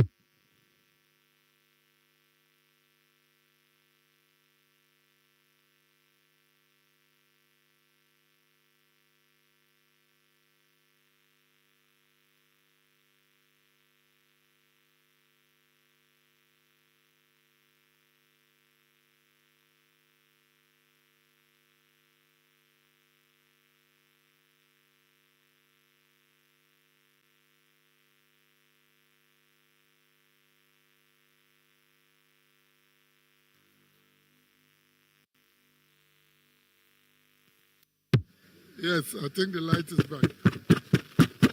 All right. Hello. I was saying, thank you, that at the various centers, and I think at the end of this we would announce the centers so that you know, please mobilize the women to attend so that their voices can be heard. Number two, let us not assume that this struggle is a walk in the park. It absolutely is not a walk in the park. Even within the National Assembly, I cannot sit here and lie to you that we have 50% of the members supporting the bills. So it is your ability to mobilize the people at the grassroots, the voters who sent us here, to call their reps, send WhatsApp messages, put messages on their Facebook, etc., that you are watching. And if they do not vote, you know what to do when they come back home. If you do not do that, I can assure you, those members of the House, I can't even boast of 50% as we speak. I know the women leaders have done a lot of work, those in the House and outside the House, but I think the work has not been enough. We need to do more. Many of the civil society organizations I know that work on issues of gender and so on are very silent and invisible. That should not be the way to make progress in this struggle. As Clem Owankwo mentioned, I led the team to Kenya. Honorable Talba, the work that FIDA Kenya did, I'm not saying FIDA Nigeria doing 1/10 of that work. We're talking of Kenya. Yes, they had a revolutionary path to independence in the Mau Mau movement, and women played a major role, just like in many of Namibia, if you want, even Tanzania, and so on. But they did the kind of campaign that convinced even the most conservative segments of the society to support the special seats for women. Their Vote Adada, they called it Vote Adada, which is Vote a Woman, Vote a Mother, campaign was nationwide. In fact, they told us how they took some of the members of parliament whom they knew were conservative or so, took them to disco, danced with them, talked to them, bought them drinks and food. Though on the day of voting, not one of them showed up. But it was good, they were not there to vote against the bill. So the bill passed. So at least for them, they respected themselves by staying away. So I'm not saying you should take us to disco. But Honorable Talba has her own special approach that she wants to adopt on this matter, that whether we like it or we like it, something good must come out of it. I'm not sure if she's going to release that strategy here, because we have to mobilize all sectors. So I'm happy some deputy governors are here, and they would. I have friends among some governors. I also talk to them. And we must not also forget that part of this problem, this is my final sentence, comes from two major sources. Number one, the education system. It is still completely patriarchal in nature. It is still conservative and neo-colonial in content and context. It doesn't talk about it. So one of our colleagues who went to Kenya with us told us that he was brought up to believe that women were inferior and that he should have no reason to respect a woman. Until he went to school, started meeting women, people started talking to him, and he took classes, he read before his views started to change. I'm not sure his views have changed very, very deeply, but at least he owns up to that. The content of our educational system, we need to look at it again. The second area where I think the problem is also coming from is in our political parties. We are here talking about women. There's too much gatekeeping. Too many men in charge. They make the woman a woman leader, Songito.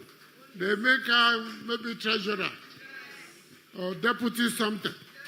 And when they know that the deputy is relevant only when the chairman. It depends on the person who is chairman or chairperson. You know? So I think we must look at our political parties as well. So this struggle is not just within the House, it's also outside the House. I will stop there. We have a large panel here, 6 speakers. I don't want to have to cut anybody off, but why don't we take, where is that program? How many hours do we have? 15 minutes. 2 minutes is too small. Nobody can make any serious statement for 2 minutes. You know.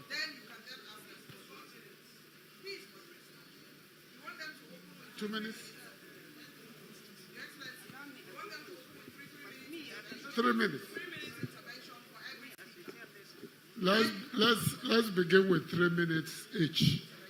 And let me begin with the Her Excellency, our Deputy Governor of the rapidly growing state.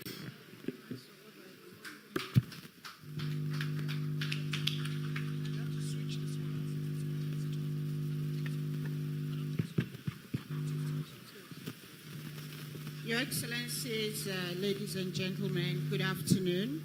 I want to thank you very much for this opportunity. I want to thank the leadership of the House of Representatives for putting up this special seats bill for women. I only got to hear about it about 3-4 weeks ago when an association called the League of Women Voters came to my office to tell me about it. So when I heard the majority leader speaking that we needed to get more voice out there, I couldn't agree more. This is a fantastic bill in its own right. It is a very good bill. The issues that we also have to take cognizance of are the fact that this is the base. It is the minimum requirement that we are looking at in the House. And we want our men to understand, and also our women to understand, that it shouldn't stop us contesting in the other open seats in the House. So this will give us an absolute minimum of about 15%, and we should all still go out and compete in those other seats. And they're just a platform for our women to show what they have and what they are made of. But we must make sure that while we have those temporary seats, we already start to create opportunities for ourselves in the long-term seats that will make sure that once these seats get removed, we have a very good percentage. And I want to thank the majority leader for all that you're doing in the House for this. A bit disappointed to hear that you do not have 50% already, because when I listened to a member from Chibok, I thought, oh, this was the voice of all the men in the House and that it was a walkover and a shoe in the park. I've seen two of my members from Ogun State here, so I believe that our 9 votes will be counted amongst us. And I'm going to work on them and bring their ballot papers. Just like somebody said earlier, that they persuade them, let them just give us their ballot papers, and these are 9 votes. We'll work very hard with our members. They are normally he for she. They're very supportive. That's why some of them are here already today. But we will make sure that we do not take them for granted. We take them, we talk to them, and also get them to help us persuade other people to make sure that we get this vote through. Thank you very much, everybody. Thank you. Honorable Talba.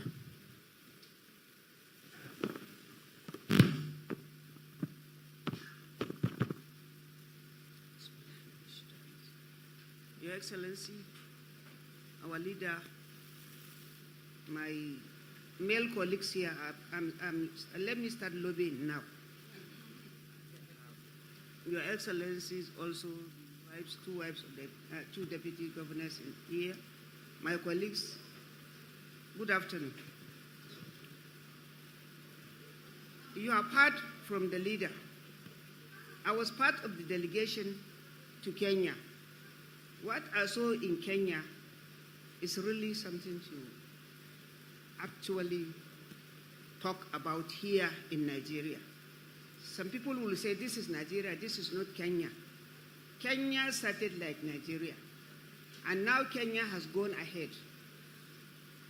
In Kenya, the system they adopt, I don't think in the next 5 years in Nigeria that we can be able to adopt it, because in Kenya, even parties have slots in the National Assembly, meaning that it has become a non-partisan National Assembly, where parties will also bring 1 woman each, and they brought total sum of, they have 6 strong parties. Each of the parties was able to produce a female candidate for a special bill, a special seat. So if you see the number of women in Kenya, you will like it. And one interesting thing I discovered in Kenya is that the women in the assembly, they don't apply makeup at all. Not even earring, they don't put.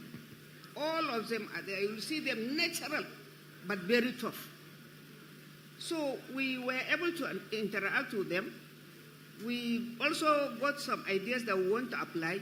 As my leader rightly said, we are going to adopt some methods of sensitizing the men in the National Assembly, in the chamber. Because this bill, as we are talking about this bill, this bill will never pass if we don't sensitize the gentlemen in the chamber. Because the bill starts from the chamber. If it doesn't work in the chamber, it will fail woefully as it has failed. And this is the last time we have to have this bill passed. If it doesn't pass this time around, I don't think it will ever come back again. So it's not the bringing out women or whoever is here to sit with us here. No, the issue is we want to plead with men, because this time around we're not going to go confrontational. No. What we will do is to plead with them, beg them to see reason, to know that they have children, they will have female children that may be interested in coming to the National Assembly. They will also have reason to think that some of their grandchildren will also come to the National Assembly. So let them please see reasons. They should look beyond their thinking so that they will allow for this bill to pass. We are not doing it for ourselves. Ours is gone. Let's look at those that will come behind us. And another thing that I have realized, there is no issue of religion in this coming to the National Assembly. There is none, as far as I'm concerned, no religion. Because this is myself, Honorable Fatima Talba from Yobe. This is Honorable Khadija Bukar Abbas. She's from Yobe. Two of us came from Yobe. Yobe is a Sharia state. So tell me, where is religion? There is no religion. It's just a question of sensitizing the people around you and also work together with the government of the day in the state, and also ensure that you have a cordial relationship with those people that have something to put to you or something to say to help you come to the National Assembly. My only problem in the National Assembly now, as I'm telling you, is that if this bill goes out of the National Assembly and it gets passed, it will go to the assemblies.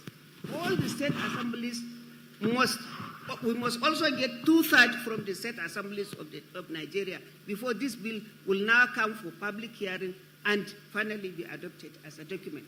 Therefore, we have a lot to do. Help us sensitize. This seat has nothing to do with the present setting. I'm coming from a state where we have six legislators. These six seats, nothing will tamper with that seat. This one is an additional reserved seat for women only. If there is anybody that will contest with that, it's going to be a woman, not a man. Therefore, this seat is a special seat. You sitting here can be one of us in the next election by the grace of God, if you so wish. Go to your town, go to your leaders, talk to them. You also want to contest. And as my leader said, the party has a role to play. Because if they only cherish a woman leader in the party and no more, not even treasurer, they will not give it to the treasurer, they will not give it to a woman. They will keep the treasurer, they will keep the good side of everything and give the woman leader to the woman for her to go and be battling with her women folk, which is sad. Thank you, sir. So, but finally, what I want to do is to beg our men in the chamber to please help us, to please play with us, assist us, and ensure that this bill passes at all levels. Thank you very much. Thank you, Honorable Talba. I think what she was explaining about the Kenyan example, they have certain numbers of women that must come into parliament. Before the election, all parties submit equal numbers to the Electoral Commission of women. They call it top-up. So if after the election, they have 5 seats less for women, they go to the list the parties have submitted in order of priority, depending on their strengths in parliament after the election. So that way, they always have the same number, and the parties, it doesn't require majority party, but of course, majority party may have 2 of the 5 and 1 to the other parties as they performed in the election.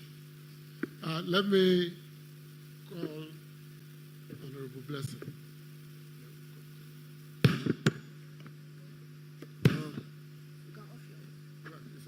Okay, thank you, our dear leader, the fellow discussants, our leaders in the House of Representatives. Women, oye! Women, oye! Thank you very much for the organizers. My sister, Eugene Abu, she's doing very well. She's a woman. I am very, very glad to be here today because when we are talking about girl child, we can't go and compete with the men. Some of our women folks, they cause the problem. They are so shy. When they attend political party meetings, they don't make any contribution. They don't see them as having the capacity to compete with their fellow men. That is the main problem we're having in Nigeria. The women, please sit up. If they are contributing any sum of money for the party, go and borrow and contribute. Make yourself relevant. Tell them that you can do what they are doing too. You are human beings. And when I want to talk about women in politics, gender issues, I don't talk of equality. I talk of women inclusion. Because if we say equality, we cannot get it because of what you have suffered over the years. And in Rivers State, I want to correct the impression now that we have 6 women in the House of Assembly. We are 2 in the House of Representatives, and we have a senator. Women in Rivers State, women in politics in Rivers State. So, please, I'm correcting that impression. So, yes, I want to say that our men in the House, they are our friends. Whatever we tell them, I wouldn't say they obey them, but they work with us, they partner with us. The day this bill passed the reading in the House, the second reading in the House, only very few women were there. The women legislators too, they are not serious.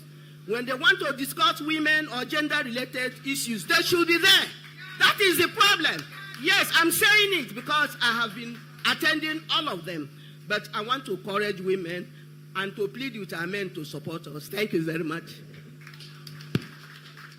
Thank you very much. We appreciate your frank contribution. Now let me go to Honorable Khadija.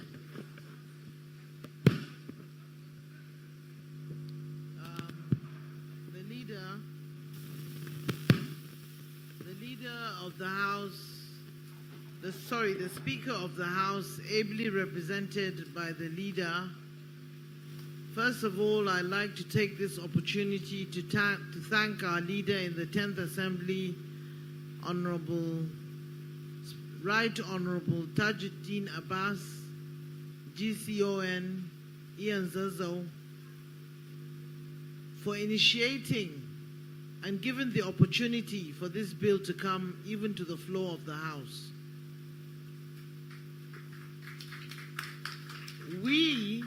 I have been through 5 House of Representative constitutional reviews, and I can assure you that this is the best. This is the furthest we have come through. And with all hope and God's guidance, we are going to succeed this time around. But, there's always a but. The inclusiveness of women should not be seen as a threat to men.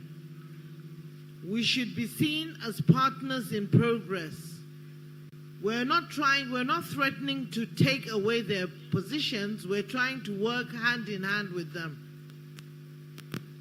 Today, in the global best practice, you'll find that women are presidents of nations.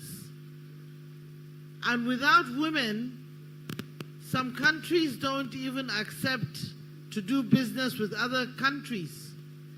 So women inclusiveness in politics and with special seats for women in the House of Representatives or in the Parliament is of absolute importance.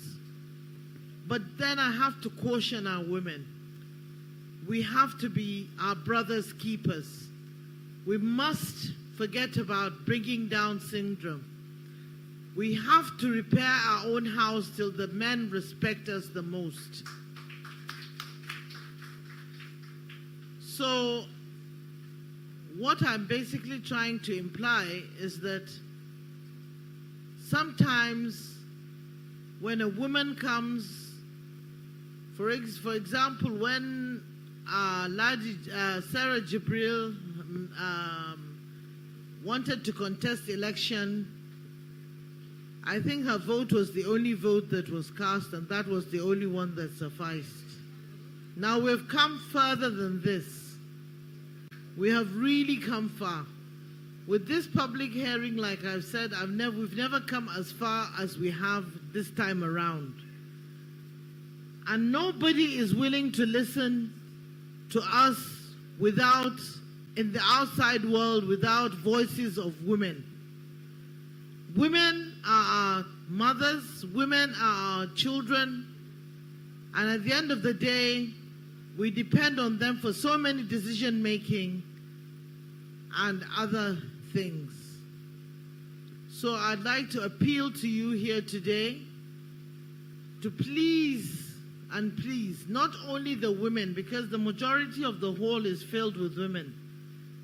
I'm expecting the he for she's to also participate in the public hearings, in the Constitutional Review Committee hearings, so that the women of Nigeria can get not more than 2% that we've had since independence, which is quite a shame.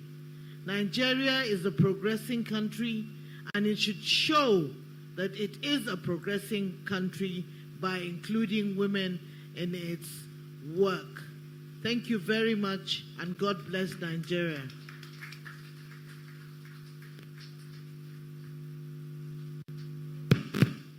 Thank you very much, Honorable, for your comments. Let me go straight away to my sister, the PDP woman leader. But quickly, I'm also told to announce there is a missing laptop, and a found phone. If you have lost your phone, or you found a laptop, or you took it in error, please contact the director of ceremonies desk. I don't know where that desk is. Okay, meet with the Eugene Abu, the controller and director of ceremony. So let me, over to you, my sister.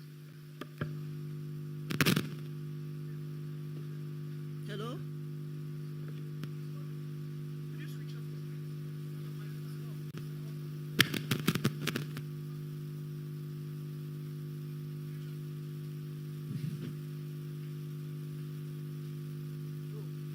Good afternoon, everyone.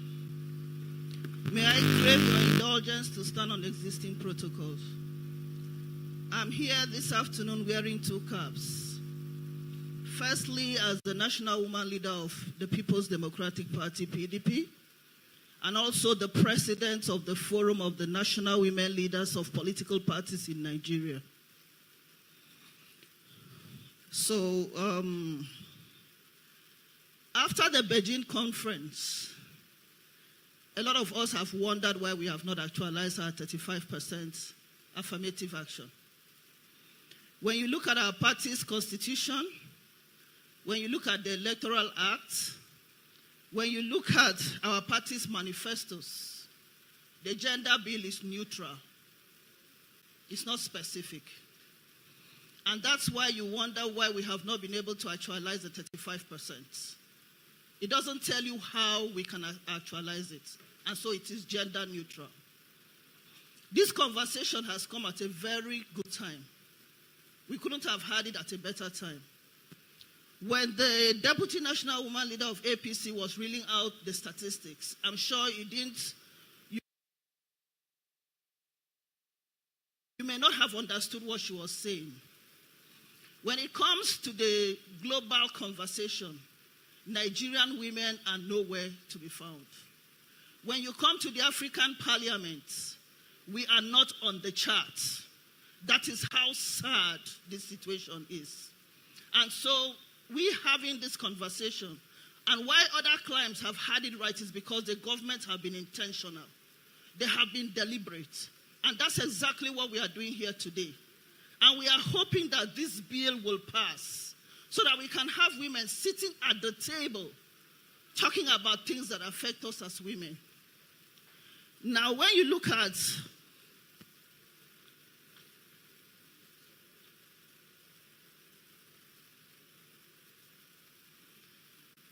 the statistics that have been rolled out, of course, from the National Assembly to the states' assemblies, to all the states that don't even have women sitting at the table, you know that this is a serious conversation.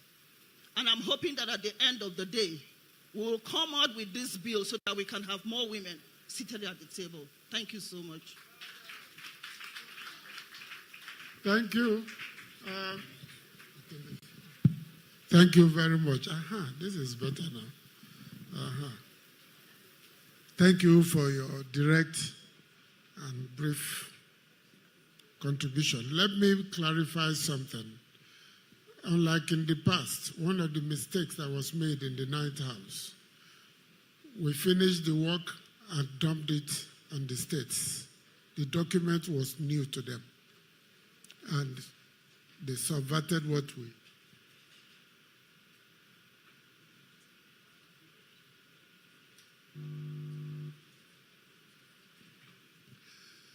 But this time, we've changed the method. We're carrying the state assemblies along with us. In fact, the chairman of the State Conference of State Assembly Speakers is a full-time member, is a full member of the House of Reps Constitution Review Committee. We also have taken the time to visit some of their own meetings, their zonal meeting of speakers and state houses, to interact with them. And we're also carrying along the Governors Forum. And like I said, at the end of this panel, I will read out the centers for the next zonal meetings of the committee, where it will be thrown open in town halls. I will also read out the venues, so that please mobilize your people to be there. Now let me call on the representative of the Minister of Women Affairs. Thank you very much, the representative of the Honorable Speaker, who is the leader of the House,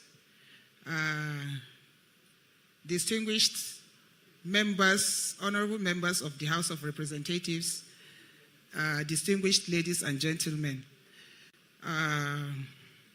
This is a serious business. Women representation is a serious business. You can't have more than half of the population of this nation not represented on the table where decisions are being made. Who talks for them?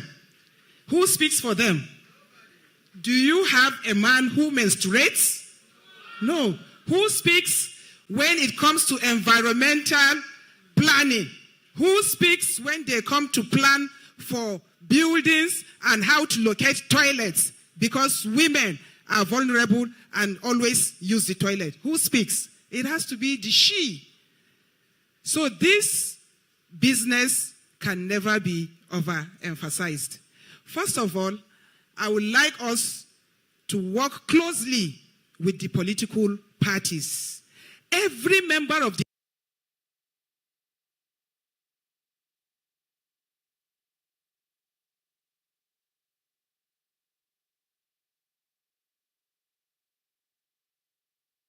representatives, every member of the Senate, every member of the State House belongs to either one political party or the other. So when we work with the political parties will charge their members to support any bill that the political party supports. So we have to go back to our various homes and work with the political parties. We have IPAC, which is the body of all political parties in Nigeria. And IPAC has a Directorate of Women Affairs. And distinguished ladies and gentlemen, I head that directorate.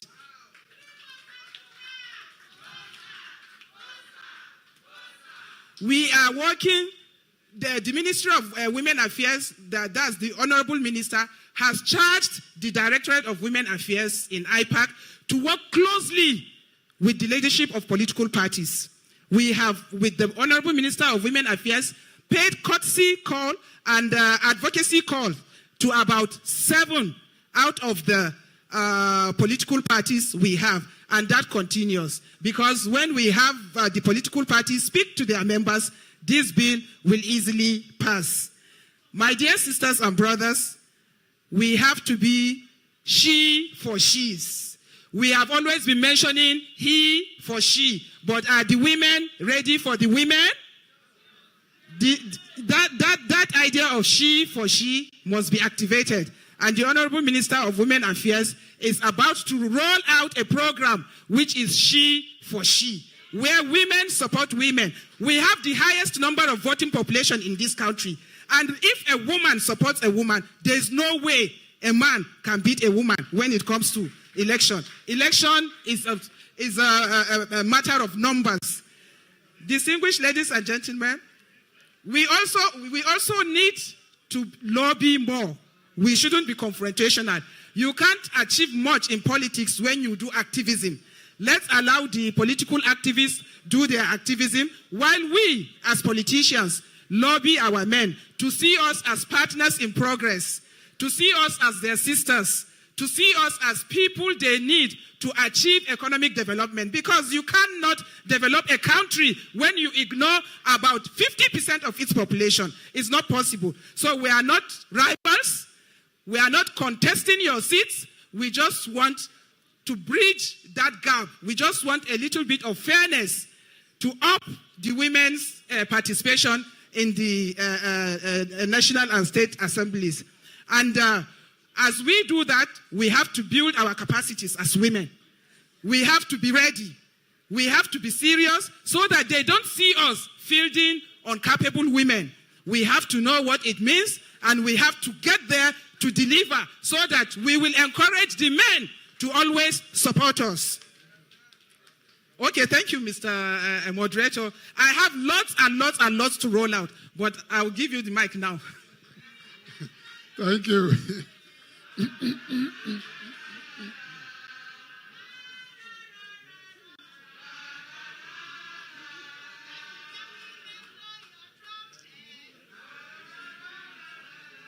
All right, thank you very much. Before we take some questions from those of you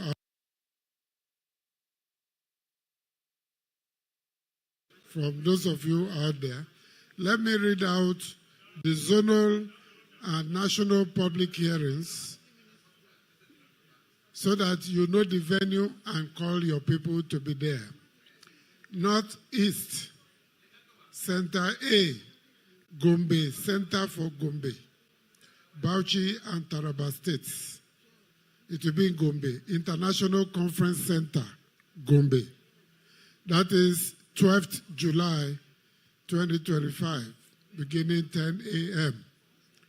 Center B, Maiduguri. That will be for Borno, Yobe, and Adamawa states. The same 12th of July. Mohammed in Dimi Hall, University of Maiduguri. That's the venue. North Central, Center A, Mina. For Niger, Kwara, and Kogi states, 12th July. Sion Event Center on Boso Road, Mina, Niger State. Center B, Lafia. For Nasarawa, Plateau, and Benue and FCT, 12th July. Aliu Akwe Doma Banquet Hall, Government House, Lafia, in Nasarawa State. Northwest, Center A, Kaduna. This is for Kaduna, Kano, Jigawa, and Katsina states. Saturday, 12th July. Banquet Hall, State House, Kaduna. Center B, Sokoto. This is for Sokoto, Zamfara, and Kebbi states. 25th July. Sokoto Conference Center, Kasarawa Road. Kasarawa, Sokoto, Sokoto states. Kasarawa, thank you. Kasarawa, thank you. Southeast, Enugu, for Anambra, Ebonyi, and Enugu states. International Conference Center, Enugu, 19th July. Center B, Owerri, for Imo and Abia states. 19th July. Landmark Hotel, Owerri, Imo State. South-South, Center A, Yenagoa, for Bayelsa, Edo, and Delta States. 19th July. Chief DSP Alamesiak Banquet Hall, Government House, Yenagoa. 10 a.m. also. Center B, Calabar, for Cross River, Rivers, and Akwa Ibom states, 19th July. Transcorp, formerly Metropolitan Hotel, Calabar. And Southwest, Center A, Lagos, for Lagos, Ogun, and Oyo states, 19th July. Watercress Hotel, 48 Orisha Street, Balogun bus stop, opposite Airport Hotel, Ikeja. And that is on the 19th July also. Center B, Akure, for Ondo, Osun, and Ekiti states, 18th July. Lagos is 19th. Akure is 18th, Friday. And it will be International Culture and Event Center, the Dome, Akure. Then on the 21st July, 10 a.m., Ladi Kwali Continental Hotel, Abuja, Ladi Kwali Hall. This is everyone can come together. If you didn't have a chance to speak there, you can come there. If you have a position to submit, you can come there. So we have what we call a national public hearing on the 21st July, 2025, 10 a.m., Ladi Kwali Hall, Africa Continental Hotel, Abuja. This will also be published in the papers and other media, including online. Now, we'll take a few questions. I know we are running out of time. Any questions or comments from... Yes, please. Who has a microphone? Eugenia, do you have somebody who can help us to phone to them? Okay, I'll use this one. I sent you a note, sir. We have discussants. Let them speak for 5 minutes. Where are the discussants? Yeah, discussants, UNDP and NCW. No, let's hear from these people first. We'll call them. Definitely.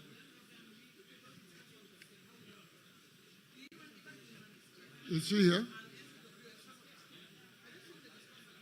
Okay.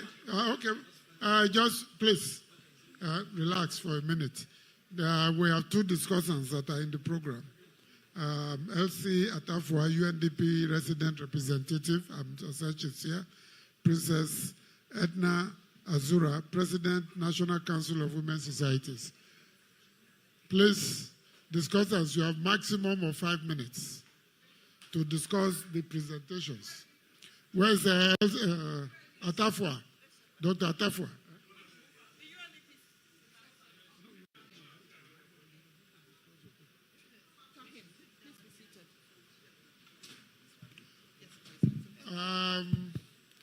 Is it better for us to vacate here so that... No, it's fine. So, where is... you are representing Attafuah? Oh. Okay, you have the floor. 5 minutes Thank maximum. You. Your Excellency, Attafuah is a UNDP resident representative, and she's a woman. But today she called me as a he for she to come for this. So I'm proudly happy to be here as the representative of the he for she's. I would have wanted the he for she to be on the panel, but I think we can stand here and support you. Your Excellency, I'm here to talk about two things, and actually I want to applaud all the panelists for the excellent contributions.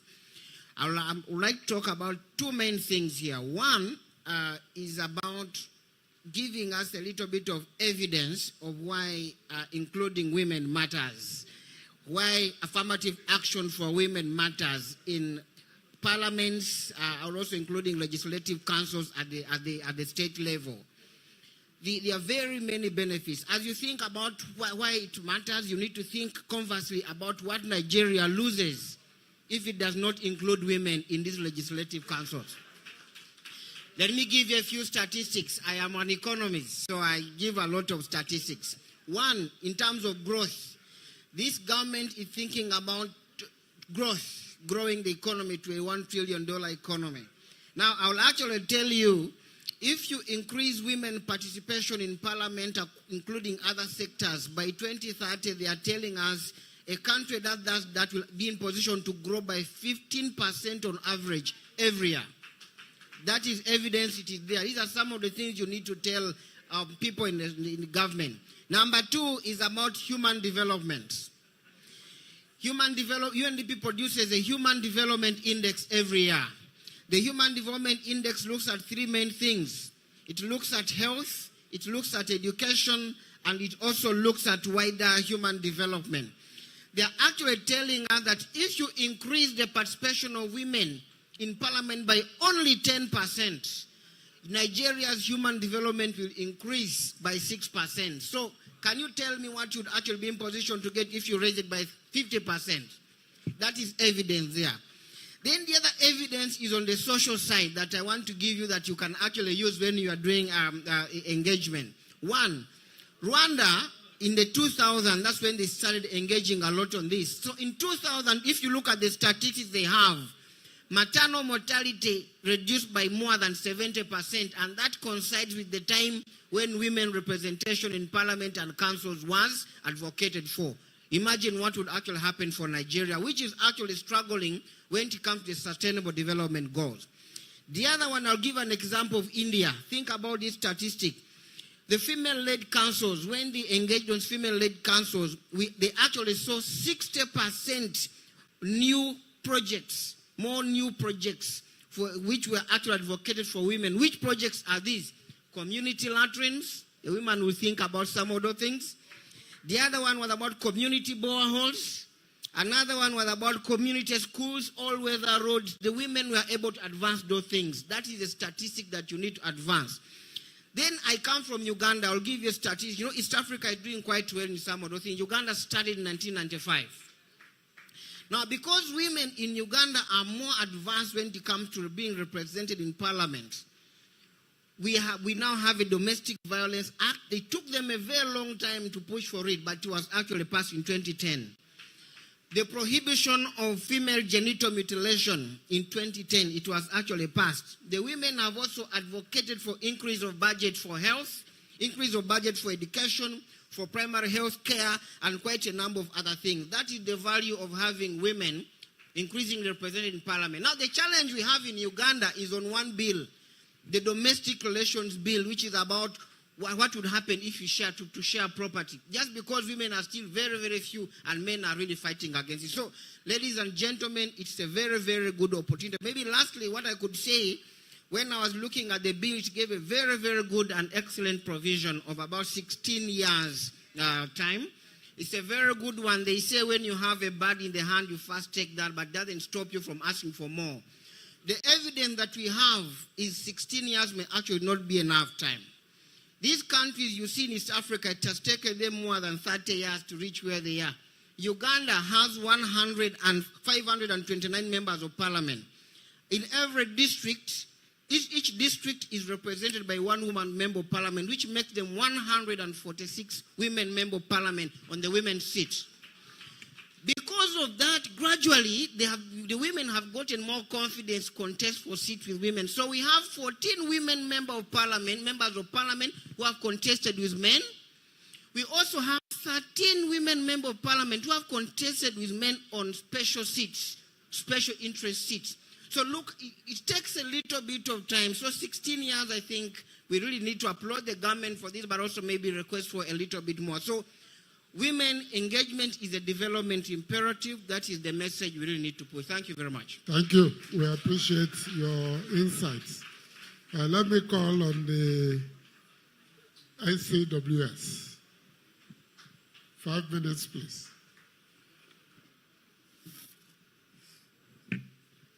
Honorable Chairman, sir, representing His Excellency Right Honorable Tajudeen Abbas, PhD, GCON, other members on the panel, Excellencies, invited guests, ladies and gentlemen, the National Council of Women Societies, NCWS, whom I'm representing, is the umbrella body of all women organizations in Nigeria. And so far, Nigeria has grown because we have so many organizations now that are registered with us. fairly above 300 women organizations are there. And this time around, we have come to stand with one voice, saying one thing, that please, we are lobbying, we are pleading that let this bill be passed so that we don't seem to be liars globally. Because we have signed the protocol from Maputo, the CEDAW we have signed, so many protocols we have signed align with what is happening globally to deal with women. And now, if we are still at this level, how will the global world look at us? It's like we just appear there to do some signings and then getting back home, we do different things. Let us not turn the country to be politics that actually has no meaning. What we say we do, let us do them. This same country have approved and is working on the VAB law, the Universal Education Law. We pass all these ones and we are not working on them. But I think it is not our problem per se. I just want us to look back to culture. I think all this thing is culturally. Looking back at 1999, when our constitution came in place, virtually the women were not being considered. Why? Because men started with being in the military and women remained at home. So when they came to see to enact our laws, to bring up the constitution, I think it was felt that women's position actually remains the home. And we've been moving with that notion all to this time, despite the fact that our women are educated. The few that were able to get to the decision space, we have seen what they have done. The few that were able to be given position to apply what they have, we have seen what they have done. Them of Ikwenjuela, Amina, and all of them, we have seen women did a lot. Why are we resisting these women? We are your mothers, we are your sisters. And when we get out there, people laugh at us. It's like we are a country that doesn't recognize women. So our fathers, our brothers, we are pleading with you that please let this bill be passed. Because right now, globally, we have only 26% lagging behind with maybe 2 or 3 countries that are behind us. And Nigeria has a huge name that anywhere we go, we are being looked at as a country that has been developed, but we are still underdeveloped. Why? Because women have not been at the helm of affairs. So I am having a clarion call this afternoon that please, for inclusivity, for good governance, for transparency, for us to be recognized internationally that yes, what we say we do, we are doing. Let us pass this bill. Thank you very much. I think she's just wrap up. Yeah, I also call upon the women that whether you belong to an organization or not, as a woman, it is time for us to come together. Say one thing. Let us say one thing, whatever we are going to agree. This special bill, let it be that we are conversing at the same level so that we'll become mentors to the young ones growing. As my mother said earlier there, that this bill that we are pushing is not for us, it's for the young generation that are coming up. So let us be mentors, let us do the right thing so that these young ones coming up will emulate whatever they will have mate that we have developed at our end. Thank you very much. Thank you so very much. We've run out of time. Hold on, let me be guided.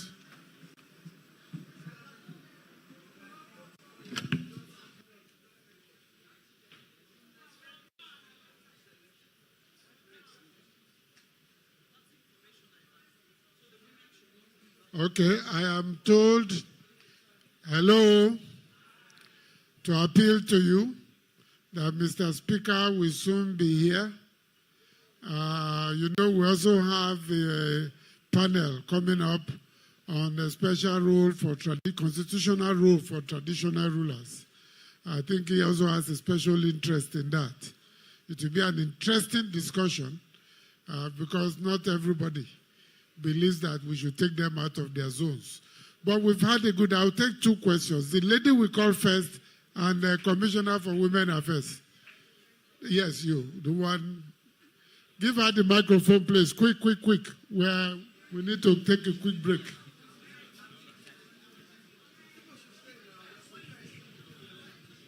No, the one behind you. Sorry, ma. She was the one we picked before the discussants, please. Yeah, the chairman of the event, Professor Julius Ihonvere, standing in for the speaker.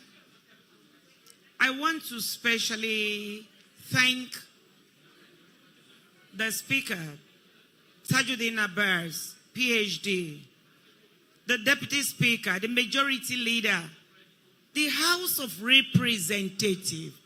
We women, we are very grateful to you.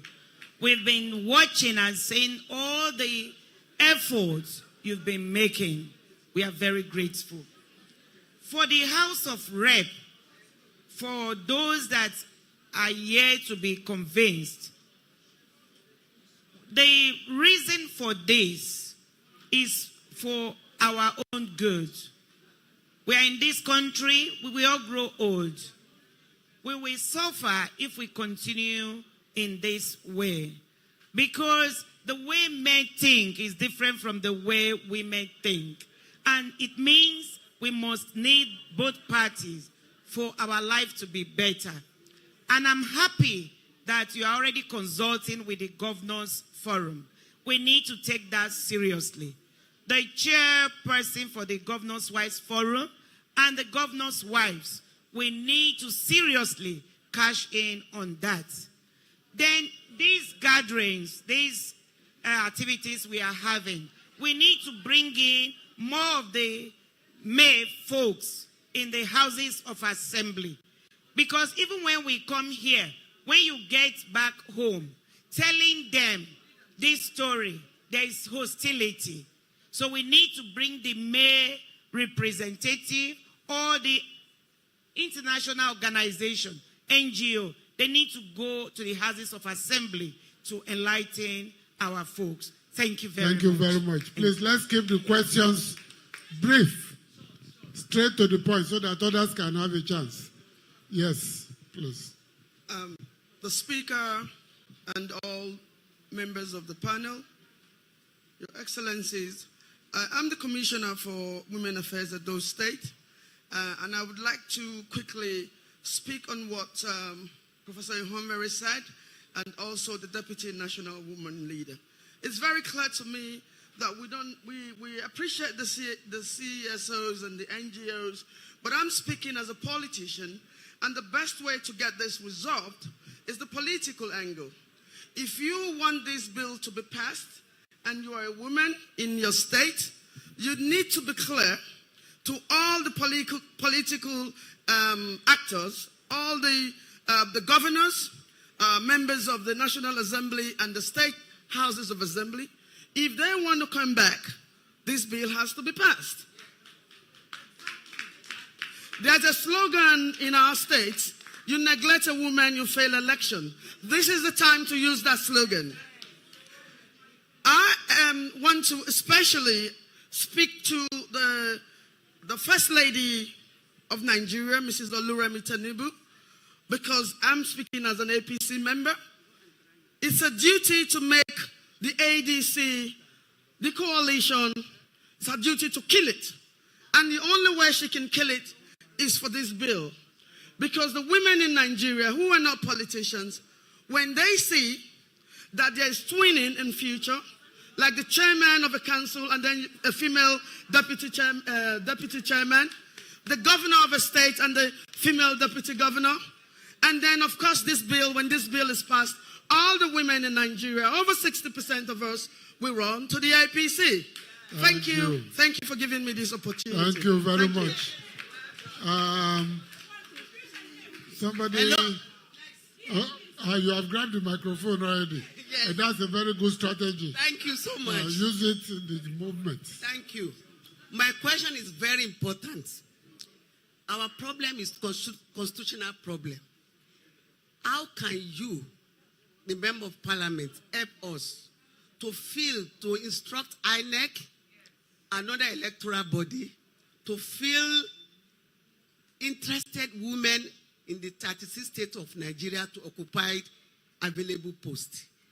When we go to INEC, they say we need to go to the parliament. It's a constitutional issue. So we are pleased, demanding, begging that henceforth instruct the electoral body, INEC, to make sure that the women, 50% of women fill the available posts. That is question one. Question two, how can we know our enemies who will refuse to vote for this bill? How can we do monitoring and evaluation and track those who refuse to vote for the bill, yes or no? Your second question is very important. We'll take one more, yes, in the middle. I've already pointed at somebody. After that, we'll take your question. We'll come back to the panel. Sorry. Don't worry. Your Excellency, the First Lady of Nigeria. Just leave don't greet us. Thank just you, ask. Sir. I'm standing on already established protocols. My name is Honorable Abimbola Shilanke, member of Ekiti State House of Assembly. I have a plea to make, and the plea goes to the Speaker, House of Rep. His members need to understand what the gender reserve bills mean. I was at the corridor a few minutes ago, and I could hear the conversation of Honorable House of Representatives conversation. It's like majority of them do not understand what this gender bill is all about. And the honors is to the Speaker to make the members of Rep understand what the gender bills is all about. Thank you very much. Thank you for that. I will convey your message to Mr. Speaker. That was why at the beginning I said the educational system is okay. Ask your question. Good afternoon, They're everyone. coming to you. You will be the last. All Right. protocol duly observed. My question, I am Ambassador Eniola Cole, Executive Director, Nest Action.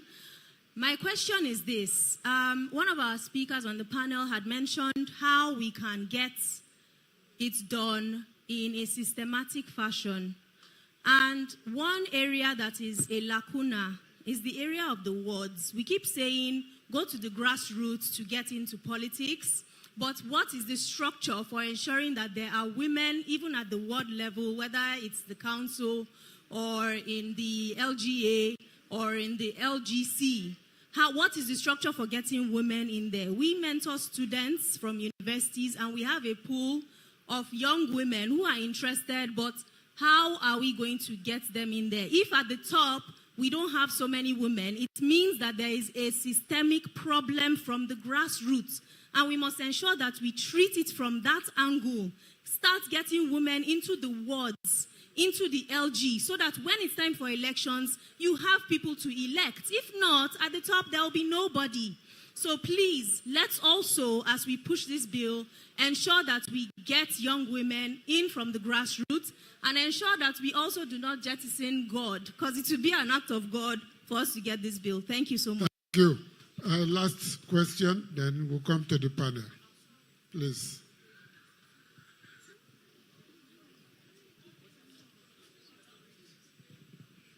All protocols observed. I am Hajiya Adetola. the National Speaker of Women Parliament Social Democratic Party, and the Publicity Secretary of the National Women Leaders Forum. I have seen that FLAG have made a good strategy because they realize that the National Assembly, the House of Representatives in particular, is not made of one political party. So they have invited different political parties that made up the National Assembly. The reason why I'm pointing this, the commissioner that spoke, calling on the First Lady of Nigeria to kill the coalition because APC should come. We are not trying to make the country to a one-party state. There are so many political parties that are representing this hall today. So she have not talked on the point, please. She's out of point. All right. Because what we are trying to do is to lobby everybody or every political party, irrespective of whatever, to support this special bill. Thank you. So whether you are APC, PDP, No, this is not a party whatever, issue. This is not a party issue. A So question speaking about what of how to get women. please. I understand that students from government secondary school Yanya are here and they have a question. Eugenia, where are they? All right. My sister here, ask your question. Please give her. Good afternoon, Mr. Chairman, and everybody here present. I was going to talk about the twinning system because in addition to the what we are talking about today, there are other ways we can increase the women participation through the twinning system, whereby while we are waiting for this bill to pass, through the parties, making sure that the political parties get women engaged, giving us good positions, so that when these decisions are being taken at the party level, we will have a voice. And then at the, the twinning system is all about, if we have a chairman, let the vice be a woman. If whatever is a coordinator, let the woman be a woman. If you're a governor, let the deputy be a woman. And by the time you do all that through Nigeria, you will realize that women would have gained a lot of positions while we are waiting for this bill to pass. Secondly, sir, I will also appreciate if when this bill is being voted for, that we air it live. This will enable us to know those people who are going to vote against us, so that at the end of the day, we'll vote against them. Thank you, sir. You may not see it, because it's electronic. Where is the microphone? Give it to Honorable Chinda. Thank you, sir. I completely agree with the last speaker on the issue of the political parties. I think that we should, whilst the bill is on, there are low-hanging fruits that we can pluck. Political parties, even the executive arm. I take Rivers State as an example. When the FCT minister was governor in Rivers State, we agreed, politicians, under him, that every local government must have a female deputy chairman. If you cannot produce a female deputy chairman, then a female must be the chairman. So every local government in the state had female deputy chairman or female chairman. And we also agreed on a particular minimal number of councillors that must be produced from each local government that will be female. And that is just an executive action. So I think that that could also be repeated. We have the First Lady who is part of this project. And let me just remind the women, FCT election is here. Start from there. Thank you. Thank you. I think we'll come back to the panel 1 minute so that we've gone beyond time. And we're eating into the time for the next panel. So let me begin here. You were the last to speak, so go ahead. 1 minute. Thank you, Mr. Speaker. Another quick way of achieving this bill is working with the Governor's Wives Forum because they will help us lobby their husbands.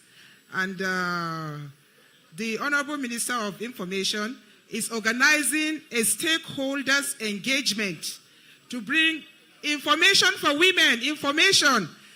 On the 17th of this month, there's going to be a stakeholders engagement by the Federal Ministry of Women Affairs. So everybody should bring his contribution on how we want this bill to run by the way it is when it is passed, so that we will have a united voice, we will have a harmonized position. My dear sisters, one of the speakers mentioned about mentorship, so that we have people in the grassroots level. The Honorable Minister of Women Affairs is working in partnership with the Governor's Spouse Forum and the Women Directorate of IPAC.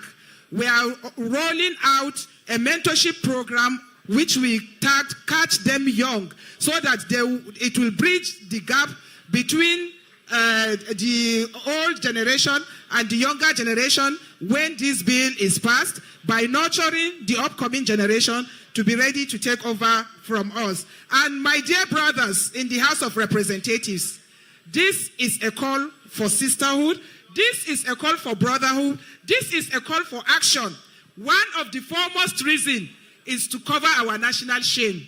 It's because it is shameful that Nigeria is the giant of Africa. I know that when they said when Nigeria sneezes, Africa catches cold. But Nigeria is neglecting over 47% of her citizenship. And so it's time for us to make sure that we pass this bill.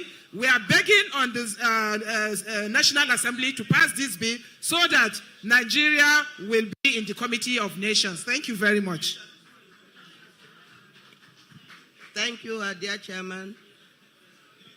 The participants, ladies and gentlemen, I want to make a special appeal because last year, the Nigerian Institute of Legislative Studies organized town hall meeting for all the female legislators in the National Assembly. I want to appeal to the Women Affairs Ministry.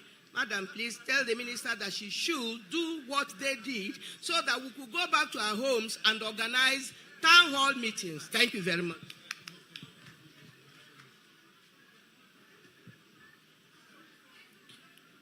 Once again, I want to thank Right Honorable Benjamin Kalu for sponsoring this bill, to thank the Speaker, Right Honorable Tajudeen Abbas, for supporting it, and for everyone in the National Assembly who is working to support this bill. Affirmative action, it is a start. It's not the destination. What we need to do is to remember why we want more women in governance. It's not just about the numbers. It's because if we have more women in governance, we will have a better country. We'll have better leadership, we'll have more inclusive leadership, and we'll have a society that is equitable for all of us and for generations yet unborn. So I want to call on all of us, let us support this bill, let us push hard for this bill, let us look for the people who are not yet convinced and convince them. It's not a numbers game, it is for the betterment of all of us, for a greater Nigeria, and we must all work very hard to deliver that. Thank you very much, Leader, for all that you're doing for us.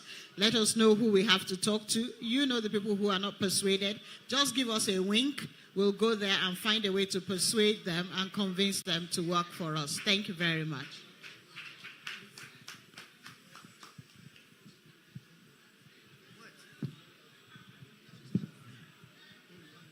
Okay. You working? Hello? Yeah, we cannot have democracy without political parties.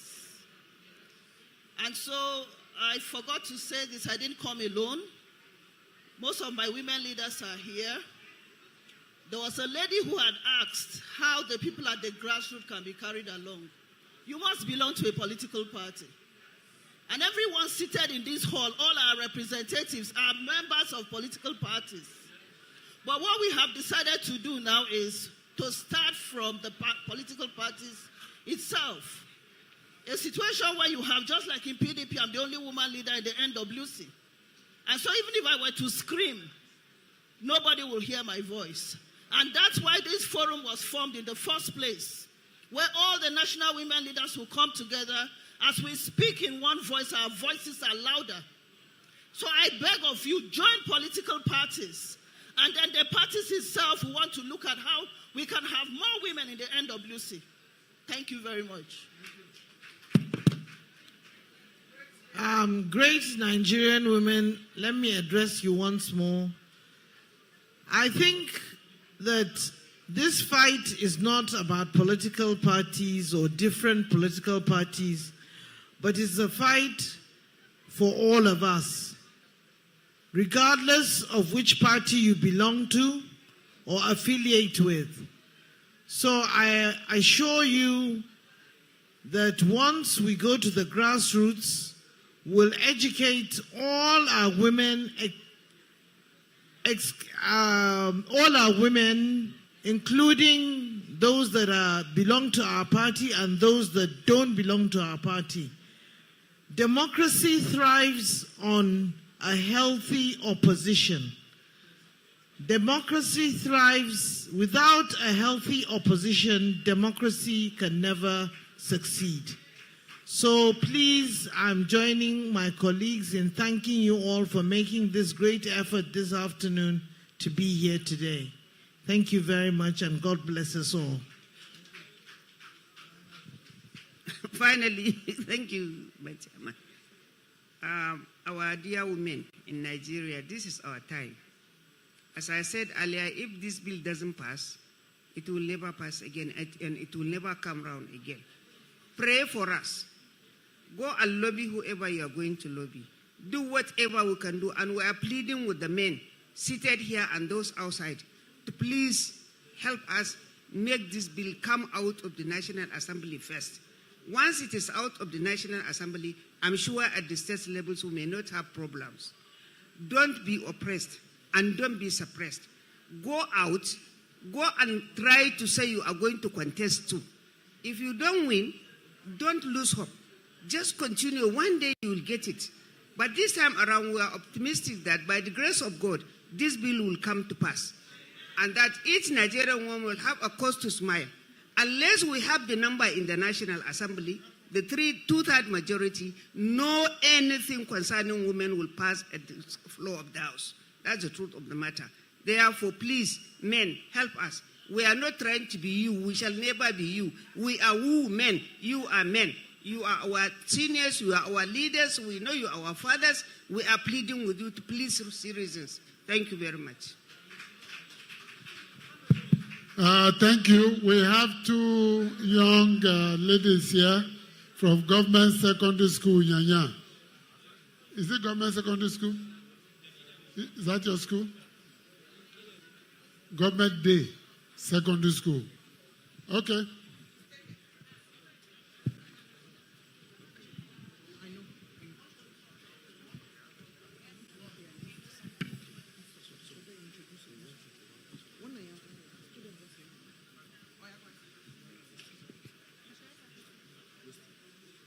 Good morning, everyone. I am Oli Margaret Mary from Government Day Secondary School, Wuse2, and a student. And as a student, I want to study hard, like extremely hard, to become a very good gynecologist and also a strong and well-known woman, and also a part of the House of Rep, a very strong member of the House of Rep. Thank you. Good afternoon. My name is Sulaiman David Olani, and I'm from Government Day Secondary School. We as a student, we need to work hard so we can become something successful in life. And I want not only men that will be supportive in life, but I want also women to be supportive. And I want, for once, let us see in this country a woman being a president and a woman also being a vice president. Thank you. Is Mr. Speaker around the corner now? He wants to say hello to you, and it's important you hear from the Speaker because his commitment to this struggle is unparalleled.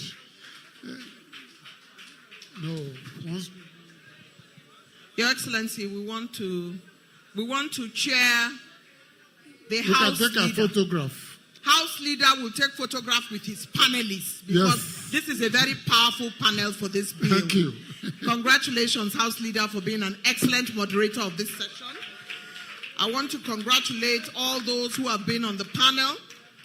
Representative of the Minister of Women Affairs, Hajiya Zainab, who is all Zainab Abubakar Ibrahim, who is APC Deputy Women Leader, Honorable Talba, Honorable Khadija, Honorable Mrs. Amina Dasimi, Excellency Ogun State Deputy Governor, Engineer Naimot Salako, Honorable Blessing, and I think the UNDP man who is a discussant has left, but all the discussants, President NCWS is here.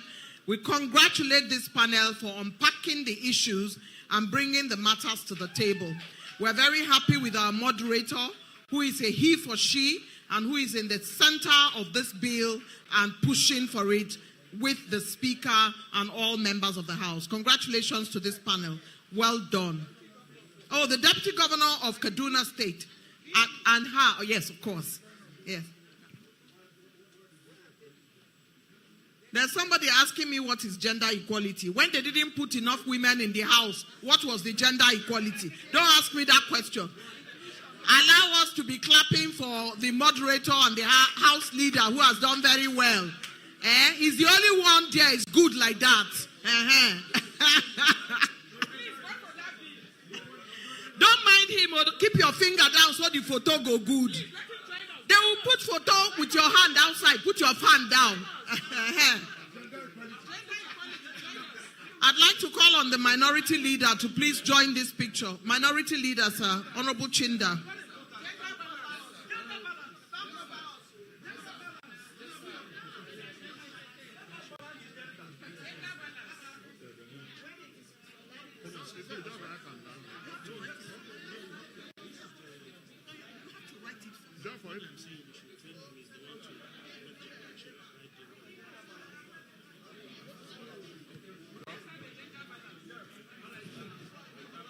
Let's continue to clap for this panel. And the women are very gender sensitive. They have added some more men to the panel and to the picture. We thank the House leader for his generosity. Thank you very much.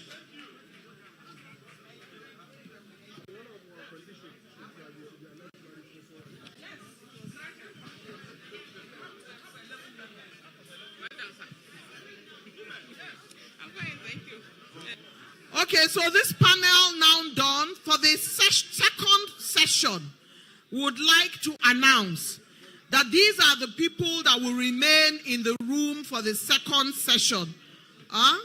The second session, women leaders of political parties, deputy governors, state assembly members, and first ladies of states.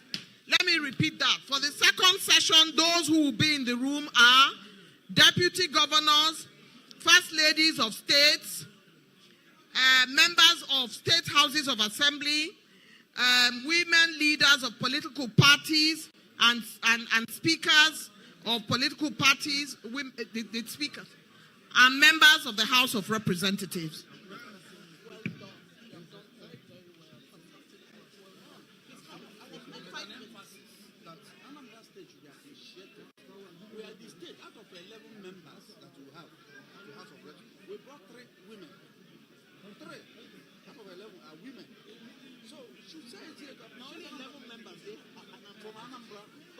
Yes, we have 11 members. 3 are women. Yes.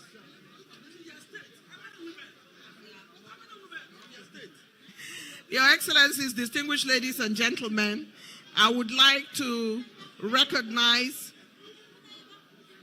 Hajiya Saadatu Abdullahi, Social Democratic Party National Speaker of Women Parliament. I'd like to recognize again Honorable Khadija Ibrahim, who is here with us. We're happy that she could make it. Would like to recognize Dudu Manuga, National Labour Party.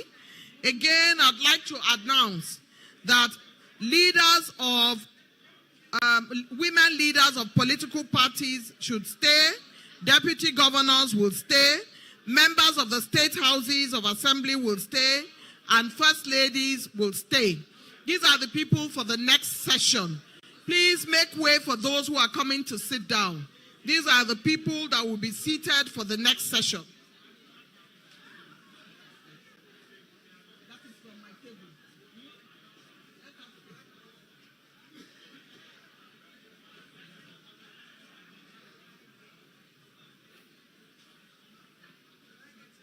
Members of the House of Representatives should stay. Leaders of women political parties, women leaders, the woman leader of the various political parties, members of the state houses of assembly, first ladies, and governors, deputy governors of states should please remain seated. Others would have to vacate the room so that we can see those who are working in the next set to speak. Thank you very much.